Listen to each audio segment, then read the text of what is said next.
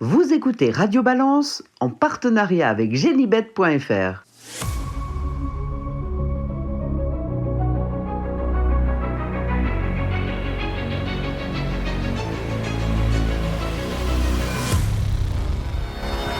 Bonsoir, je suis Dominique Cordier. Nous sommes réunis au Cardinal 5 place de la Porte de Saint-Cloud, Paris 16e, pour un nouveau numéro de Radio Balance. Avec nous, notre invité, c'est Jacques Pauque. Salut Jacques. Salut Dominique, tout va bien ? Ouais, écoutez, magnifique. Alors, seule chose que je peux dire sur vous, pour le moment, on se retrouvera à la fin de cette rubrique Actu. Jacques, c'est que vous connaissez très bien votre alphabet. Polonais. Hein ? A, B, C, D. L'alphabet trotteur s'arrête au V, vous savez ? Je sais, on n'a pas W, pas d'Y, non, parce que pas d'X, trouver pas de Z. 10 000 noms, parce qu'il y avait 10 000 naissances au top du trot. Ouais. Là, ça baisse un peu, mais 10 000 naissances qui commencent par W en français, c'est impossible. Votre ouvrage, c'est Comme des boomerangs, ça vient de sortir, c'est l'abécédaire de Jacques Pauque et c'est publié par Olivier Houdard à Dollar Édition. On en parle dans quelques instants. La rubrique Actualité, ce sera également avec Gilles Barbarin. Salut Gilles. Oui, bonjour Dominique, bonjour Jacques. Ça fait plaisir, Jacques, de t'entendre, parce que je t'ai aperçu, enfin je t'ai vu il y a quelque temps à Vincennes. Donc Oui, voilà, mais si ça part, ça revient. Hein. J'habite à côté, c'est pour ça que j'y vais. Oui, Longchamp, c'est loin. pas très loin. Longchamp, c'est trop loin pour Jacques. Gilles, on vous retrouvera pour les pronostics de l'obstacle avec Thomas Borin. Vous avez enregistré un son concernant les courses de dimanche et notamment Angers. Et puis, vous allez rester avec nous pour cette rubrique Actualité. Aujourd'hui, vous le savez, c'est la Saint-Valentin. Cette fête dite des amoureux ne sera pas fêtée par tout le monde. Messieurs Barjon et Saint-Saëns, par exemple, ne dîneront pas aux chandelles ce soir. Cela fait quelques mois déjà que les deux présidents des sociétés mères ne s'échangent plus de mots doux. Depuis la semaine dernière, ils se sont mis à casser quelques assiettes avant de divorcer demain. Peut-être. En cause, le 50-50 comprenait le partage à égalité de la ressource issue des jeux et des paris, longtemps scellé dans le marbre, ce que l'on appelle la parité, est désormais remise en cause par le trot, cette parité pesant légèrement en sa faveur, le différentiel étant bon an, mal an, d'un petit point, 49,5 pour le galop contre 50,5 pour le trot. Pour faire simple, le trot en a désormais soupé de partager la valeur qu'il a créée avec le galop, le différentiel évoqué représentant tout de même quelques millions d'euros dont personne ne peut faire l'économie en ces temps de crise. Depuis quelques mois déjà, on savait les relations tendues entre le trot et le galop, tensions concrétisées par le vote du budget PMU par les galopeurs, alors que le trot pensait avoir convaincu ses homologues de voter contre. S'il n'appartient pas au trotteur de juger la façon dont le galop gère sa société mère, pas sûr que de participer régulièrement au train de vie d'une structure en déficit constant, sinon endémique, les combles d'aise. Pour en revenir à la Saint-Valentin, c'est un peu comme dans un couple en fait, si la femme et le mari ont le même budget, mais que l'un maîtrise ses dépenses et l'autre pas du tout, les conversations sur l'oreiller deviennent à un moment donné très tendues. Dans quelques instants, Gilles Barbarin reviendra avec nous sur les propos tenus par Patrick Klein en fin de semaine dernière, c'était dans Jour de Galop. Klein s'y exprimant en qualité de conseiller du président de France Galop et propos que le trot a par ailleurs toujours en travers de la gorge. Mais franchement, en ces temps où le pari hippique à la façon du PMU souffre, et c'est un euphémisme, ce débat désormais placé sur la place publique, sur la parité trot-galop, est-il vraiment le sujet ? En fait, oui, ce débat anticipe la catastrophe qui est devant nous, mais inquiétons-nous, il ne permettra pas de la surmonter, car tous les problèmes identifiés ici, à ce micro, depuis des semaines, des mois et des années, n'ont jamais été réglés. Les GPI sont toujours là, et la masse des enjeux se tarissant, ils deviennent de plus en plus visibles par la façon dont il détraque les rapports payés par l'opérateur historique, ce qui décourage le petit joueur qui, à force de se voir faire les poches, passe à autre chose. Le bonus 4 sur 5 du quintet procède lui aussi à la désaffection du joueur, limitant tous les gains conséquents. L'absence d'innovation dans le pari hippique, notamment par la verticalisation des paris sur plusieurs courses et dans des réunions différentes aussi. On en a parlé la semaine dernière, la semaine d'avant et notamment avec Olivier Pribil. La procrastination autour du virement instantané des gains également, et j'en oublie très involontairement pour ne pas acculer les responsables de ce marasme. Pour faire simple, vous ne pouvez pas gagner des parts de marché quand la relation avec votre clientèle est devenue à ce point exécrable. Tout cela fait qu'il y a désormais moins d'argent dans les caisses, mais que chacun tente de sauver les meubles en voulant prélever la plus belle part du gâteau possible, et c'est de bonne guerre, d'où le débat sur le 50-50, débat allumé Gilles Barbarin par Patrick Lin la semaine dernière dans Jour de Galop, je le disais, et vous n'en avez pas retenu que de mauvaises choses, étonnamment Gilles. Non, enfin tout d'abord je trouve ça complètement regrettable que ce 50-50 puisse être remis en cause. Je vais te prendre un parallèle puisque, comment dire, au galop, il y a le plat, il y a l'obstacle. Il y a un 2/3, 1/3 qui n'est pas inscrit dans le marbre, mais qui est, enfin voilà, qui est reconnu par tout le monde. Et effectivement, on arrive à s'entendre. Si l'obstacle fait parfois moins d'enjeux, on fait peut-être le dimanche, on fait la réunion non pas à Auteuil, mais on va la faire à Longchamp, vous voyez, enfin, on s'arrange toujours. Là, je suis désolé de voir que ce qui avait été convenu en 2018 entre le Trot et France Gallo, qui avait signé une convention qui prévoyait deux choses. Tout d'abord, la répartition de la contribution du PMU aux sociétés mères à 50%, et qui disait aussi qu'il fallait choisir ensemble les bonnes dates pour que les réunions des différentes disciplines produisent un maximum d'enjeux PMU. Donc voilà. Là, effectivement, pour l'instant, c'est du 49,5 pour le galop, 50,5 pour le trot. Mais alors à ce moment-là, on va dire que, par exemple, la période d'hiver, une période qui est composée essentiellement d'événements au trot, mais c'est une période favorable pour les jeux, puisque c'est vrai que quand il fait beau, les Français ont peut-être plus de temps à passer dehors que dans les points courses, par exemple, ou chez eux. Donc, à ce moment-là, on va dire, on fait une réunion un jour sur deux, on va la faire au galop. Et je pense pas que le jeu-là. Voilà. En plus, je pense aussi le galop est un peu plus reconnu, un peu plus porteur, que ce soit à Hong Kong, que ce soit au Japon, que ce soit en Australie, que ce soit aux États-Unis, même s'il y a des courses de trot aux États-Unis. Mais le trot, il est quand même beaucoup français. Donc, je trouve ça fort dommage, et je pense que les gens, faudrait que les gens du trot dégonflent un petit peu leur tête. Ah ben voilà qui est dit. On a un trotteur avec nous, c'est Jacques Pau. Vous avez suivi ce débat sur la remise en cause de la parité, Jacques ? Un petit peu, oui. J'ai vu que le trot disait qu'ils avaient 50,5% et le galop de 49,5%. C'est pas grand-chose, mais c'est des millions d'euros, vous dites ? Ça m'étonne. Oui. Quand même. Oui. Mais moi, attention, parce que ça peut aller dans tous les sens. Ah, le trot est avantagé, mais si le galop un jour est avantagé, nous on veut notre part. Nous.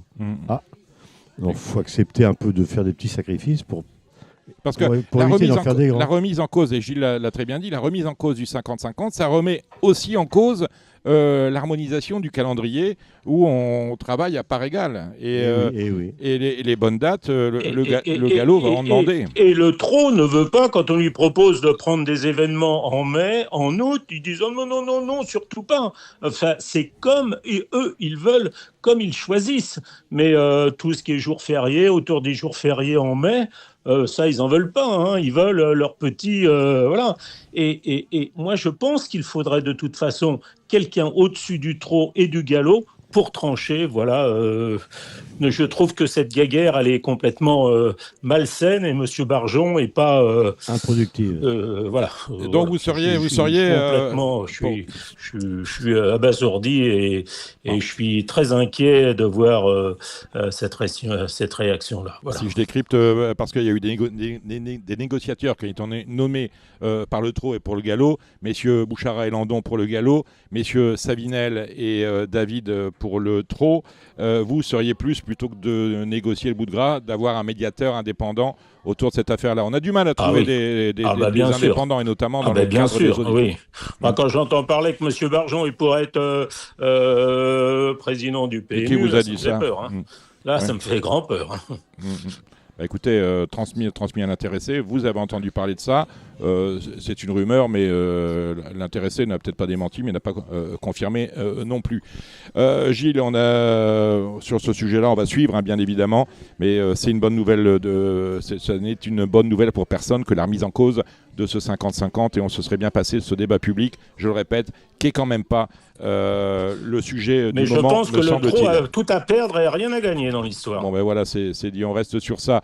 On a vu des choses absolument étonnantes aujourd'hui. On a vu Pierre-Charles Boudot, qui est pourtant privé de licence depuis l'affaire que l'on connaît, on ne va pas vous la rappeler, privé de licence, mais qui s'est remis en selle cet après-midi. C'était à Doha, au Qatar, dans une course officielle.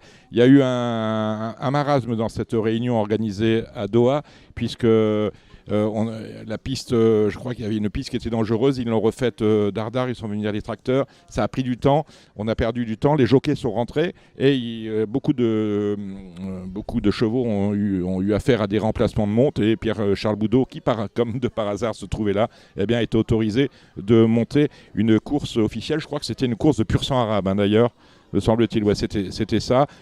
Personne ne comprend. J'ai essayé de joindre Henri Pourret 3 fois, qui ne m'a pas répondu. Mais là où c'est étrange, c'est que Elie Hainaut, directeur général de France Gallo, était présent sur place. Je ne sais pas comment il a pris la chose, mais en tout cas, c'est un drôle de pied de nez qui a été fait par les instances qataries aux édiles de France Gallo par rapport à toutes les sanctions qu'ils ont prises à l'encontre de Pierre-Charles Boudot. Vous vouliez me dire un mot sur Chantilly, puisqu'on est sur le galop, oui. Gilles. Oui. Vous avez trouvé que que la piste avait changé, avec métamorphosé. Oui. Alors, il y a deux choses. L'autre jour, je soulignais l'apparition des bistrots en famille sur l'hippodrome de Chantilly. Que ce soit dans le salon propriétaire, que ce soit dans le hall réservé aux parieurs, que ce soit également au restaurant panoramique et évidemment un nouveau self. Et pour avoir échangé avec Marin Grande Maison, qui m'a demandé si j'avais testé le nouveau self, puisque vous savez, outre le personnel d'écurie, les journalistes, et je ne sais pas si certains sont au courant, peut-être pas tous, on y a accès donc à ce self. On peut manger pour 15 euros. De Chantilly, comme sur les autres champs de course parisiens. Et je demandais que ce soit ouvert pour tous les turfistes, de façon à ce que quand les réunions commencent à 11h, comme on se plaint qu'il n'y a pas de grand monde sur les hippodromes, au moins qu'on puisse leur offrir décemment à déjeuner dans un temps qui est quand même assez court et pour une somme modique, je crois que c'est 14 ou 16 euros, je ne sais plus. Enfin, vous avez un repas complet. Et il m'a dit, je ne suis pas contre. Donc, voilà, si ça pouvait se concrétiser par... si les turfistes pouvaient avoir accès au self, un peu comme la cantine de Vincennes, ça serait une bonne chose. Donc, mais côté piste, oui, j'ai regardé les courses aujourd'hui et hier de Chantilly, des tactiques qu'on ne pouvait pas adopter auparavant sans être mort aux 300 mètres. C'est-à-dire qu'on ne pouvait pas avant attendre, venir 4e épaisseur, nez au vent dans le tournant et prolonger son effort. J'ai vu que c'était possible. Et je ne sais pas ce qui a changé à Chantilly. En tout cas, je dis que c'est une bonne chose si on peut désormais adopter toutes les tactiques. Et je pense, encore une fois, que l'Open Stretch a joué pleinement son rôle. Et je suis content d'avoir participé à tout cela. Et en tout cas, vive l'Open Stretch. Et si Chantilly peut donner des courses régulières, c'est tant mieux. On va revenir sur une décision qui est tombée hier. C'est celle du Conseil constitutionnel qui a validé la possibilité de développer de nouvelles formes de paris mutuels accompagnés d'une fiscalité au bénéfice de la filière hippique. On parle de live betting, on en a parlé il y a 2 émissions avec Olivier Pribil, et on parle sur les paris sur des courses dites anonymisées, c'est-à-dire que c'est des courses du temps passé où on change le nom des chevaux, le nom des jockeys, on ne les reconnaît pas, et ça vous permet de parier. Il y en a 150 000, paraît-il, en mémoire. Et ça va être possible. Je suis très curieux de connaître le calendrier qui nous permettra de jouer sur des courses en direct. Et je suis très curieux également de connaître le calendrier qui nous permettra de jouer sur ces courses anonymisées. Vous qui êtes... et ce n'est pas péjoratif, un vieux de la vieille, Jacques Pauque, c'est une nouvelle forme de parier. Est-ce que vous y retrouvez Si je vous mets une vieille course et je vous dis trouvez-moi le gagnant, le deuxième, le troisième, est-ce que c'est ça, jouer aux courses pour vous? Parce qu'ils connaissent l'arrivée. Ah non, on ne connaît pas l'arrivée. Hein. L'arrivée course, un prix d'Arras des années 60, personne connaît. Personne connaît. Ah bon. Ça peut être une autre arrivée qui s'est passée en 60. Alors ça va être la même que cette course-là, mais comme on ne sait pas de quelle course il s'agit, on peut jouer. On ne sait pas. Bon, c'est un critérium des 4 ans d'il y a 20 ans. Ce ne sera pas un critérium des 4 ans, puisque là, on peut reconnaître les choses. Mais si je vous prends une course du programme d'il y a 40 ans, même si elle n'était pas lettrée façon alphabet, voilà, ça devrait pouvoir passer. Vous y croyez à ces choses-là? Pas trop, non. Entre nous, mais bon. Moi, je crois plutôt qu'il faudrait trouver un jeu, le PMU. Est-ce qu'ils connaissent vraiment les courses? Je ne sais pas, mais les gens du PMU devraient trouver un jeu qui remplace le Quintet+. Parce que le Quintet+, c'est que de la chance. Vous savez bien, pour trouver l'ordre, il faut avoir un coup de chance. Et le désordre ne paye pas. Donc les gens en ont marre de jouer. C'est ça, c'est ce que je disais. Quand je vais chez moi en Auvergne, je vous jure, personne ne joue plus aux courses. Hein. Non. Ils m'ont dit, tous les PMU, tous les cafés, personne ne joue plus aux courses. Ils jouent au loto, l'euro million. Un coup, il y avait la queue devant le PMU, à 8 km de chez moi. Je dis au patron que je connais bien, qu'est-ce qui se passe? Ils rejouent aux courses, les gens? Pas du tout, il me dit. Regarde ce que j'ai marqué à l'entrée. C'est marqué à l'entrée? L'euro million. 100 millions à gagner. 100 millions à gagner. C'est ça qu'il faut rêver les gens. C'est le rapport, c'est tout. Bon, je veux bien qu'on soit amoureux des chevaux, mais si c'est pour gagner 20 €, tout le monde s'en fout. Oui, ça n'a aucune espèce de sens. Gilles Barbarin, complètement d'accord. Mais complètement d'accord. On en parle. J'en ai parlé X fois, et notamment, alors effectivement, il y a beaucoup plus de lisibilité au trot qu'au galop, mais quand vous faites des courses très lisibles au trot ou sur, mettons, 14 ou 15 chevaux au départ, il y en a 4 ou 5 qui font le tour, qui ont qui font le tour, émoji rouge, voilà. Il en reste 9 ou 10. Vous touchez allez, je vais prendre n'importe quoi, un quintet hors à 6 000. D'un 9 avec des rapports de bonus 3 et 4 ou 4 sur 5, je ne sais plus, parce que j'y joue plus, qui font 2 € pour 2,20 € pour 2 €. Voilà. Ce qu'il faut, c'est faire rêver les gens. Donc, déjà, qu'on enlève les bonus. Moi, si je joue au multi, c'est pas pour avoir une compensation de 3 chevaux. Si j'ai les 4, je touche. Si j'ai pas les 4, je passe mon tour et puis je reviens à la course suivante. Mais donc, le quintet, c'est ordre ou désordre. Déjà, ça va simplifier les choses. Voilà. Sûr, après le reste, bon, c'est littérature. De toute façon, ils font ce qu'ils veulent, ils n'écoutent rien, donc qu'ils meurent. Qu'ils pleurent. On va parler maintenant. Il y a eu un conseil d'administration, un comité de la SECF. Cette semaine, c'était à Vincennes, à parler de Vincennes. Je pense que vous y voit régulièrement. Jacques Pau, c'est un lieu... J'habite à côté, c'est pour ça. Oui, pas seulement. Je pense que c'est... Mais j'aime bien y aller quand il y a des bons chevaux qui courent, évidemment. Mais voilà. Vous savez que Vincennes est en danger, que la mairie de Paris cherche à renégocier le contrat de location qui, je crois, de 1 million passer à 5. Ça nous fait un total, inflation comprise, de 5 300 millions d'euros par an. Oui, ça nous fait un total sur 30 ans, puisqu'on s'engage sur 30 ans.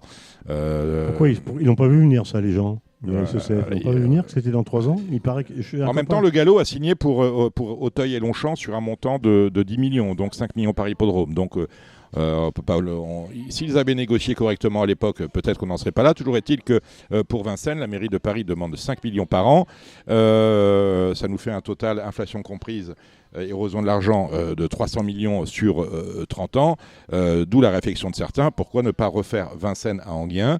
Est-ce que ce dossier-là, vous l'avez suivi? Est-ce qu'il vous inquiète? Ou est-ce que finalement...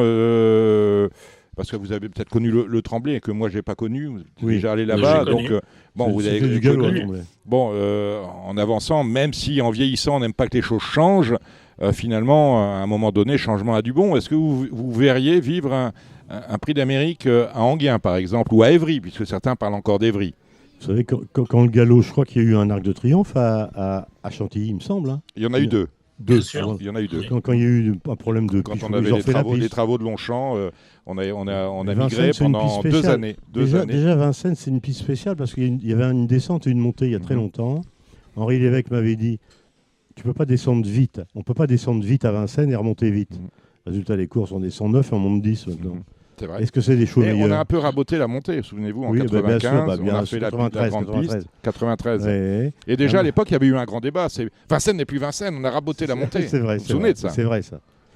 Dans le temps, Roger Baudron m'a dit, qui a refait la piste, il m'a dit, écoutez Jacques, Dans le temps, en haut de la montée, il n'y avait que 4 chevaux qui pouvaient gagner la course. Hein. C'était le juge de paix, la montée. Si vous ne montiez pas à la côte, il n'y avait que 4 chevaux. Aujourd'hui, tu peux être dernier en haut de la montée et venir gagner. Ça peut arriver. Pas à chaque fois. Et vous aviez, pour vous, c'est mieux Vincennes aujourd'hui ou Vincennes d'avant 93 ? Il y a beaucoup de joueurs qui ont arrêté de jouer. Hein. Avant, mais d'autres sont arrivés. Ben oui. Alors, est-ce qu'ils étaient vieux ? Je crois. Moi, je crois pas. Là, je comprenais. Je crois à la bêtise humaine. Brassens l'a chanté, Brassens, non ? Oui, c'est vrai. Quand on est con, on est con. Quand on est 20 ans ou 70 ans, on est toujours aussi con. Hein. Alors bon, peut-être on est des abrutis, peut-être, nous, mais c'est pas parce que je suis vieux que je comprends rien. Enfin, attention. Si le mec, il sait pas voir un cheval, ben, il verra jamais un bon cheval. Hein. Jamais. Faut l'apprendre, faut payer pour voir. C'est comme aux cartes, ça. Faut payer pour voir aux courses. Hein. Faut l'apprendre, faut apprendre à jouer, tout ça. Alors, exactement. Bon, non, c'est vrai. Hein. Alors bon, là, moi, je crois que c'est une bêtise. Elle n'a pas à faire du chantage, la maire de Paris. Elle ne se présente pas à la mairie de Paris 2 ans après. C'est le maire. Hein, oui, mais dans 2 ans, elle n'est plus là. Hein. Mais ce sera une autre, et sans doute pas du bord qu'on imagine. Oui, ce sera sans doute du même bord. Je sais bien. La strate électorale est faite de telle manière qu'avec ce système de scrutin-là, vous avez ce résultat-là. On ne va pas le chambouler. Tu crois vraiment que ça sera du même bord ? Je ne sais pas. Enfin bon, on ne sait pas trop. Oracle. Mais...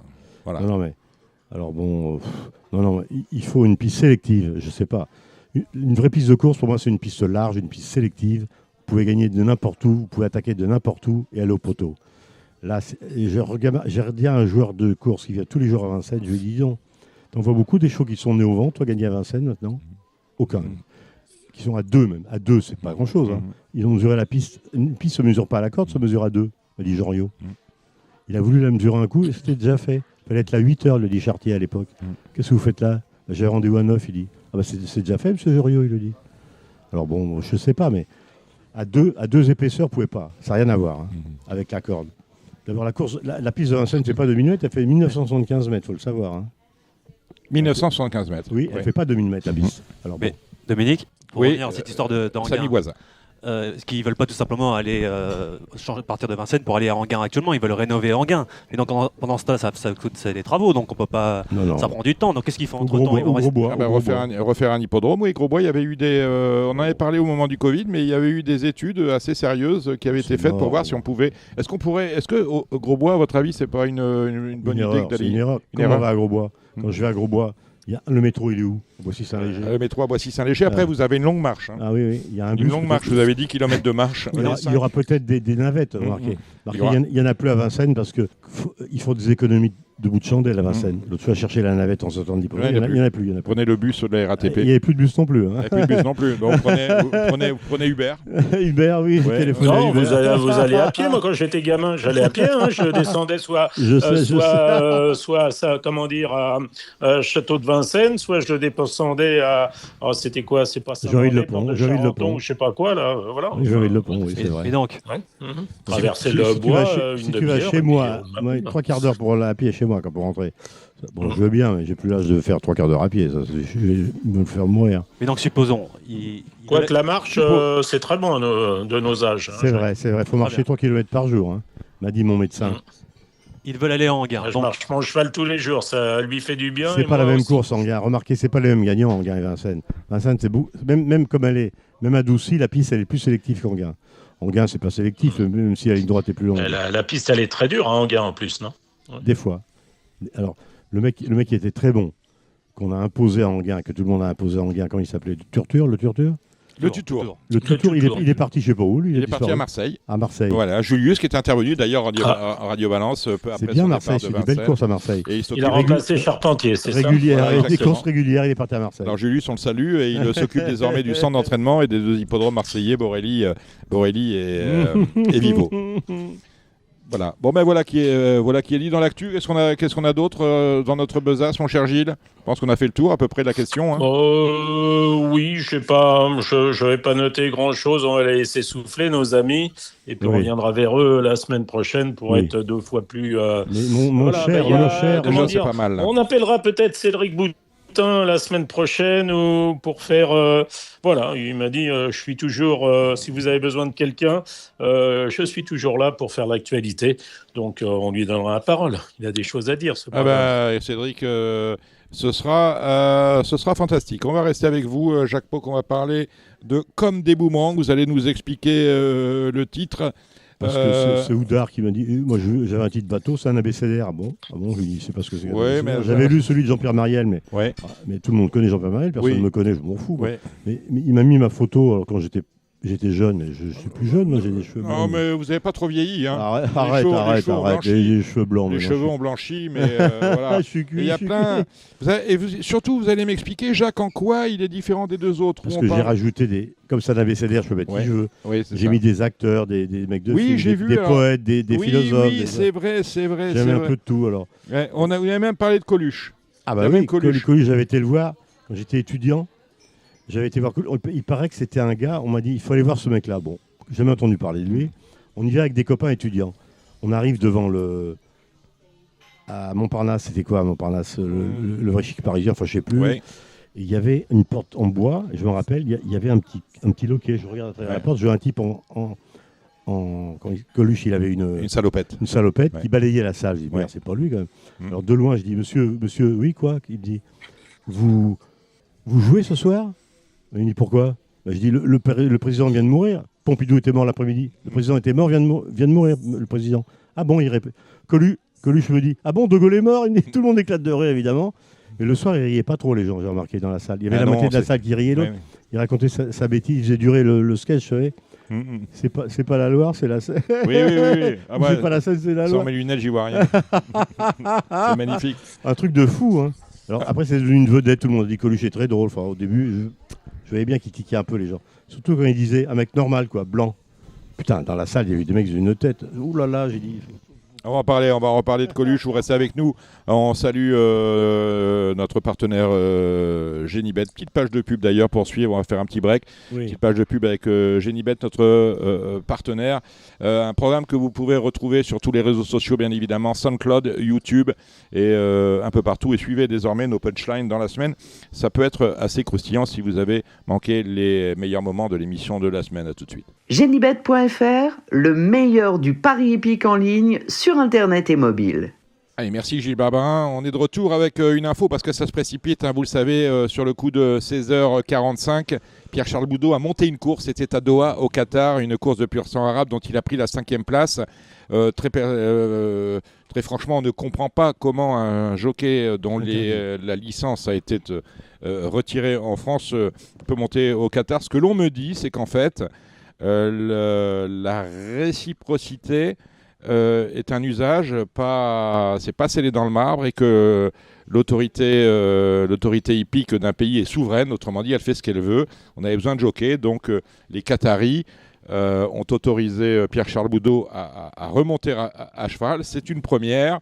En présence dans les tribunes, je le rappelle, d'Elieno, directeur général de France Gallo. Autrement dit, les Qatars sont passés outre les décisions que peuvent prendre les Français. Après tout, on ne peut pas se fâcher avec les Qataris non plus. Vous voyez, s'ils quittaient France Gallo, on serait quand même un peu au plus mal. Mais on ne va pas parler de ça, voilà qui est dit. On en reparlera bien évidemment la semaine prochaine parce que cet événement, c'en est un, mérite d'être mieux expliqué. Mais c'est arrivé il y a moins de 3 heures de cela.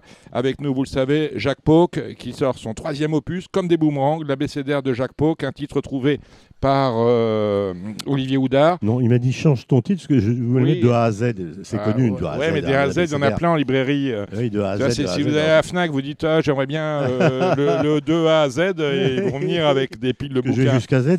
Mais vous le disiez, d'ailleurs, vous en parlez dans votre livre, puisque c'est un abécédaire qui dépasse le monde des courses. On y croise des personnages, on parlait de Coluche. Antoine Blondin, comme des boomerangs, ça veut dire quelque chose chez lui. Chez lui, parce que Blondin avait dit dans un de ses bouquins, j'adore Blondin, il avait dit « Les années qui s'envolaient me revenaient dans le creux de la main comme des boomerangs ». C'est pour ça que j'ai mis comme des boomerangs. Il vieillissait, quoi, Blondin. C'était un mec très beau quand il était jeune, il s'est laissé pousser la barbe, il a fait 28 ou 27 chroniques sur le Tour de France. Oui. C'était un grand ami d'un rugbyman qui s'appelait les frères Boniface, Guy Boniface. Il est mort à 30 ans, il s'est tué en voiture. Un grand ami de... Le mec qui a écrit Le Hussard Bleu, Roger Nimier, il s'est tué à 37 ans en voiture, lui. C'est incroyable de voir ça.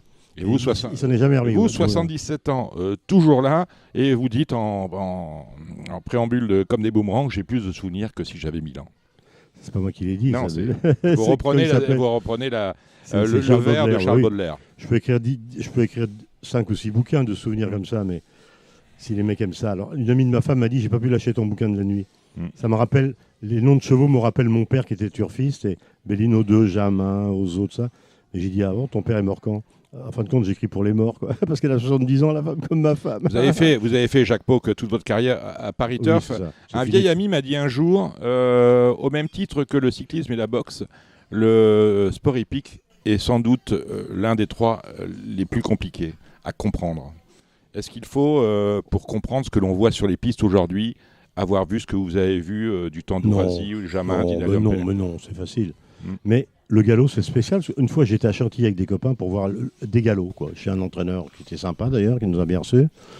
Alors j'ai regardé passer les chevaux au galop. Si vous ne savez pas ce qu'ils ont comme poids sous la selle, vous ne comprenez rien, parce que ils étaient ensemble, les chevaux. Mais quel est le meilleur là-dedans? Je ne sais pas. Moi. Il y a un crack, il y a peut-être un cheval de tiercé, on ne sait pas, quoi. Tout dépend du poids qu'ils ont, les chevaux, quand ils galopent, non? Et lorsque vous êtes à Vincennes, un prix de série, petit chevaux de quintet ou un crack, vous voyez tout de suite la différence. Ça vous saute aux yeux. Tout de suite, peut-être pas quand même, faut pas rêver. Hein. J'ai voulu acheter un cheval quand j'étais jeune. Je suis descendu au vestiaire du bar. J'ai proposé 50 millions, ancien hein, à l'époque. Le type, il m'a pris pour un fou. Il m'a dit non, vous êtes fou, il n'est pas à vendre. Ah bon? Il était 7e le cheval. Hein. Il marchait 26. Donc ça n'annonçait pas comme un crack. C'est un bon cheval de tiercé après. Jean-Claude Allais et Eric Beyersdorf l'ont acheté, je ne sais pas quel prix d'ailleurs. Il a pris 250 millions. Donc vous n'étiez pas trompé. Ben, je ne m'étais pas trompé, mais je me suis trompé d'autres fois parce que l'origine me plaisait. En plus, son père a des Suara. C'était un Tabriz. Tabriz, c'est un crack monté. À l'époque, je voyais toutes ces bêtises-là. Des chevaux montés, c'est les meilleurs et tout. Et Jean-René Goujon m'a dit sur le tard, je déconseille à mes clients d'aller aux chevaux que montés. Hein. C'est tous des fumiers qu'on met montés ou des chevaux qui ne sont pas la classe d'attelage. Or, Tabriz avait de la classe d'attelage. Il était deuxième quand il avait 3 ans. Troisième du prix d'Amérique, Tabriz, vous comprenez? Mais bon, c'était pas un grand étalon. Les grands étalons sont très très rares. Très très très rares, au galop comme au trot. Hein. Vous avez acheté beaucoup de chevaux, vous en avez créé aussi, parce qu'Arnaqueur, on vous parle souvent de lui, je suppose. C'est votre invention. J'aimais bien Fakir du Vivier, j'aimais bien Pierre Allaire, donc j'ai dit tiens, je vais mettre une jument. Mon père en a mis un, il s'est fait casser la jambe. Celui-là, personne n'en parle. Parce que c'est un cheval culotté. Vous savez, les petits poulains sous la mer, ils vont voir les autres mères des fois. Il allait voir les autres mères, il y en a une qui a botté. Donc il s'est fait botter, jambe cassée.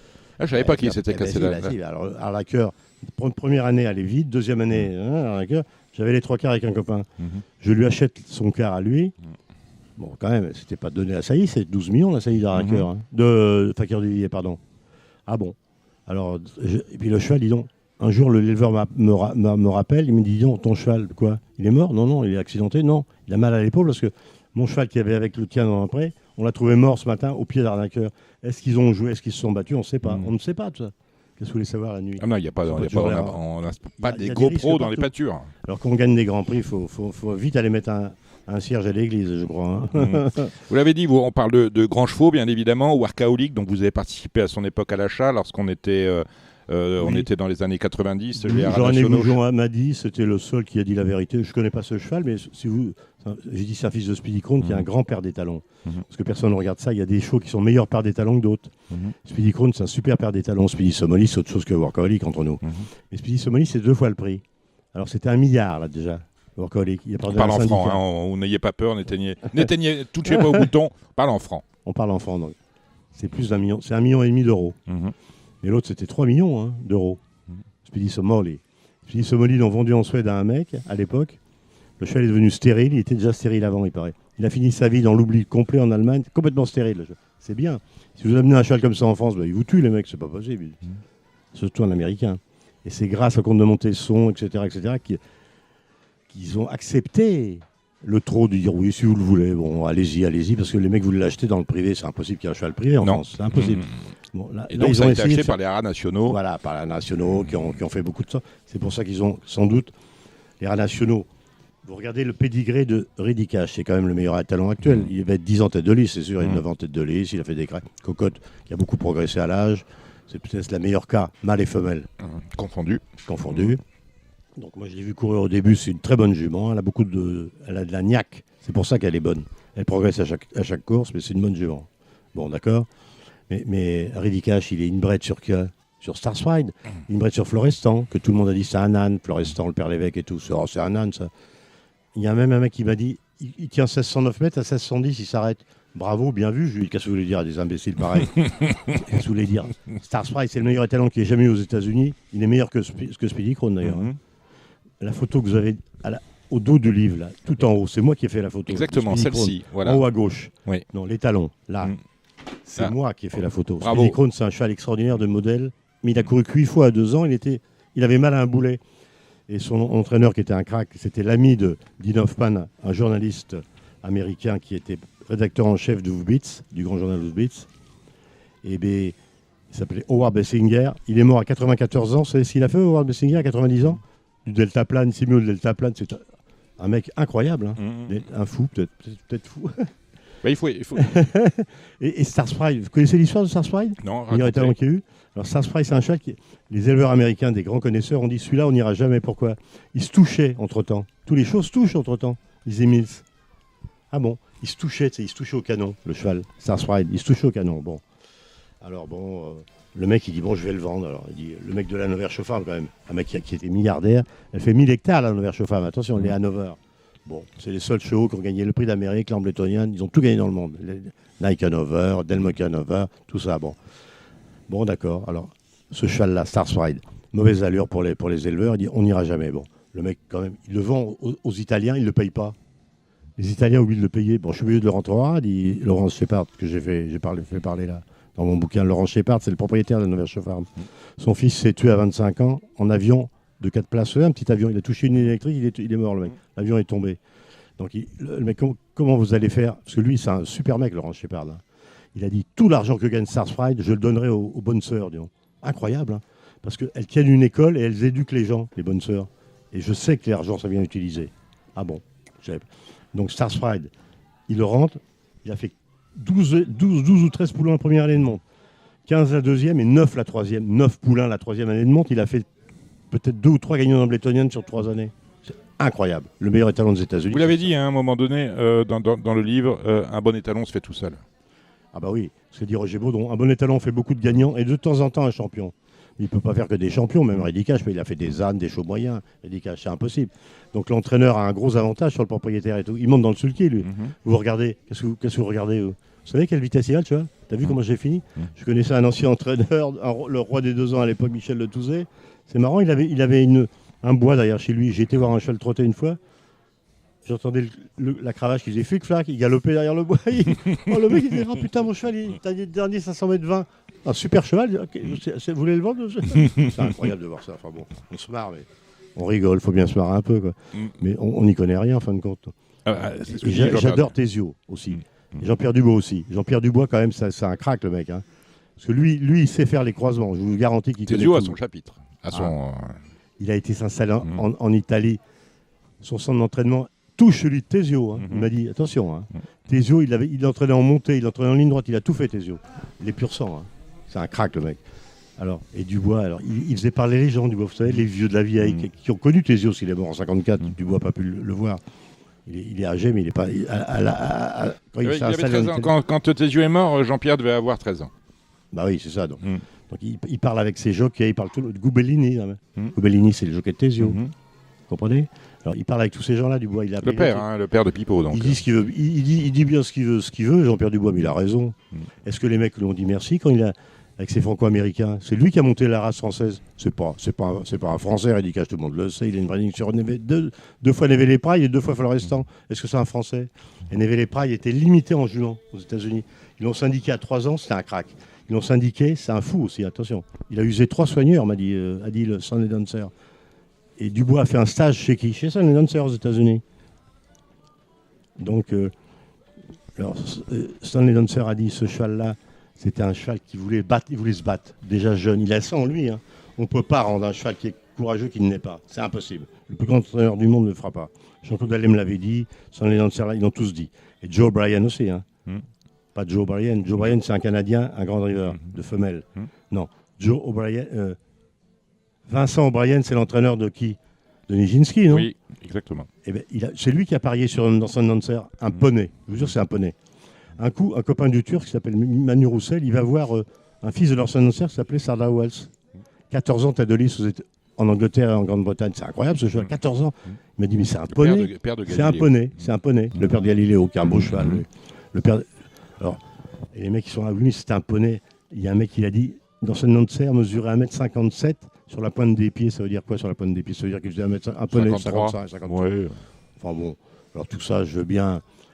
On s'en fout de la taille. Il vaut mieux avoir un petit cheval qu'un grand. Parce que Henri Lévesque m'avait toujours dit, j'aime pas les trop grands chevaux, ils cassent tous. Bah oui, parce que qui va me faire croire qu'on marche 10 à Vincennes si on les entraîne en 25? Personne ne va m'en faire croire, c'est impossible.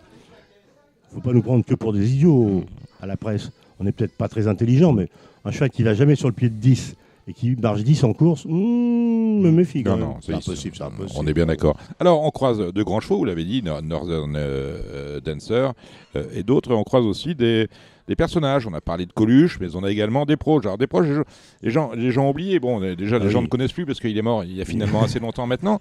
Mais il était à l'Aurore et on l'a mis, on ne savait pas trop quoi en faire de ce garçon-là. On l'a mis à Paris Turf. 2 mois. Il s'est fait virer de l'Aurore par le rédacteur en chef. Exactement. Il est bloqué à plein tube. Et surtout, celle qui a écrit la lettre d'amour à Jean-Paul Sartre, comment elle s'appelle, qui a écrit Bonjour Tristesse à 17 ans.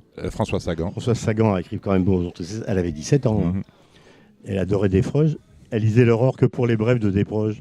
Elle l'a dit, alors tout le monde lisait l'Aurore après. C'est un journal de Boussac comme Le Turf. Et c'est Le Turf qui donnait l'argent à l'Aurore pour pouvoir vivre. Vous savez combien ils avaient de mois au Figaro? Au Figaro aussi, appartenait à Boussac. Combien les journalistes de Figaro avaient droit? 2 mois. 16 mois par an, ils étaient payés. Alors ça va, nous on était payés 13. Ah, ils pouvaient être mal financièrement. Mais c'est vrai que Paris Turf, ça a longtemps été dans ce rigoler, groupe-là. c'est la vache à lait de tous les journaux du du Boussac. Mais Boussac, je respectais Boussac parce que Marcel Boussac a été 17 ans tête de liste des éleveurs et 19 ans tête de liste des propriétaires en France. Quand même. Il a eu le plus grand crack. Hein. Un cheval qui s'appelait Faris. Un crack. Les Allemands l'ont volé pendant la guerre. Alors il paraît que Boussac était un collaborateur. Et leur connerie aux gens qui a dit ça, elle ne collabore pas, elle. Faut pas déconner, non. Un collaborateur, il a gueulé quand ils ont pris Faris. Tous les autres ont fait la montre en Allemagne.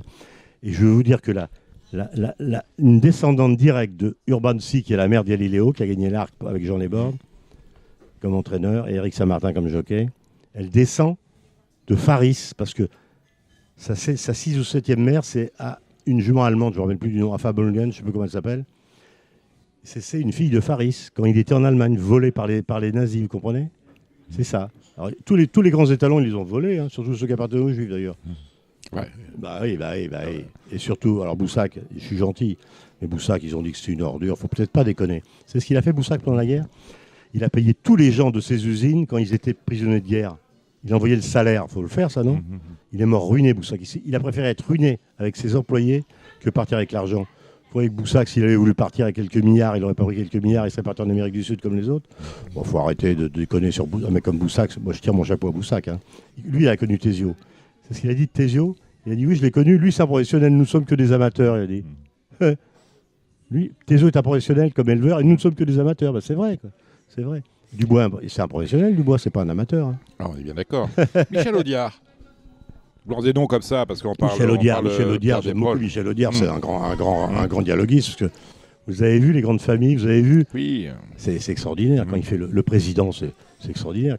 Quand Gabin, il fait le président. Le président, c'est fantastique. Ah bah, le président du conseil, quand il dit vous, il prend les mecs un par un, les députés un par un, il dit vous. Alors, oui, monsieur, il y a des patrons de gauche, il y a un abruti qui se lève dans le. Oui, il y a aussi des. Est-ce qu'on a? Il répond oui, aussi, il y a des poissons volants, mais ce ne sont pas la majorité du genre. Il dit, oh là, il y a des poissons volants, mais ce ne sont pas la majorité du genre. Non, mais... Audiard, le cinéma, le Gentleman d'Epsom, à votre avis? Le Gentleman d'Epsom, je connais des entraîneurs, ils connaissent par cœur. Bien sûr. Les bien dialogues. Évidemment. Et Gabin riait tellement, parce qu'il était chaud, Gabin, il aimait les shows, des trotteurs, des galopeurs, tout le monde. Il se marrait tellement quand De Funès et Auvergnat, fils d'Auvergnat et Crocodile moi-même, je refais mes éditions toutes les nuits. Je suis venu à Paris pour Meudon, Goinfray. Moi je suis Auvergnat, mais je suis pas... Justement, puisqu'on parle d'Audiard, on parle du Gentleman d'Epsom. À votre avis, quel est le plus beau film qui n'ait jamais été fait sur les courses? C'est ça, c'est Gentleman d'Epsom, évidemment. Parce que Audiard, je sais pas comment il a fait pour... Parce qu'on voit tous les petits joueurs, les marrants, quoi. En fin de compte, on va aux courses pas pour gagner de l'argent, on va pour rigoler, pour voir les copains. C'est vrai, c'est un spectacle. Pour cacher. Oui. Moi, j'ai vu celui-là, j'ai vu... Alors, c'est n'importe quoi, les courses. Il y a des bruits qui courent, mais vous comprenez rien. Moi, j'ai vu les mecs sortir des anciennes écuries de Vincennes, qui étaient à gauche des tribunes de Vincennes dans le temps. Les lades, ils sortaient. Henri Lévesque débutait Vacarès 2, qui savait que c'était un crack, les lades. Ils couraient comme des fous, le jouet. Ah, je vous garantis que tout le monde était derrière eux. Oh, les autres, il y avait des queues qui se formaient, le 7. Il s'est promené, le cheval. Tiens, on parle justement de ces figures quand aux courses, rendre un hommage au gros René qui est mort. Je ne connais pas son nom. Le gros René, je connaissais le gros René. Et voilà, le gros René. Alors, j'arrive aux courses, on me dit le gros René est mort. Malheureusement, j'ai du mal avec les prénoms, j'ai du mal avec les têtes. Mais qui est le gros René? On me dit, mais c'était le frère de Marco qui avait une canne. Marco était mon ami, ok. Mais alors, je demande comme ça, mais Marco, tu sais bien, le frère de Louisa, que j'appelle Lily, donc j'étais quand même un peu perdu. Et parce que sur Facebook, vous êtes sur Facebook, Jacques, quelqu'un meurt, on vous met son nom ou pas, on dit RIP un tel, tiens, mais qui est mort? Sydney. Faut mettre la photo. On devrait faire parler à Sydney. C'est Oui, le seul qui exactement, parle, c'est le on seul a qui dit parlait. Sydney. Et donc on rend hommage à René qui est décédé, que l'on a inhumé lundi dernier, et qui était, c'est vrai, une figure du champ de course, voilà, qui venait toujours avec son sac en plastique, qui se frottait les mains, hein, et qui était jamais... Il se frottait les mains, toujours, il se frottait les mains. Qu'il gagne ou qu'il perde, il se frottait les mains. Il était content de nous demander un cheval et de venir après qu'il vous avait écouté, qu'il avait joué. Donc Joseph Kessel également, on parlait des grands écrivains, Michel Audiard. Joseph Kessel était juif. Hein. Oui. Son frère s'est suicidé à 20 ans.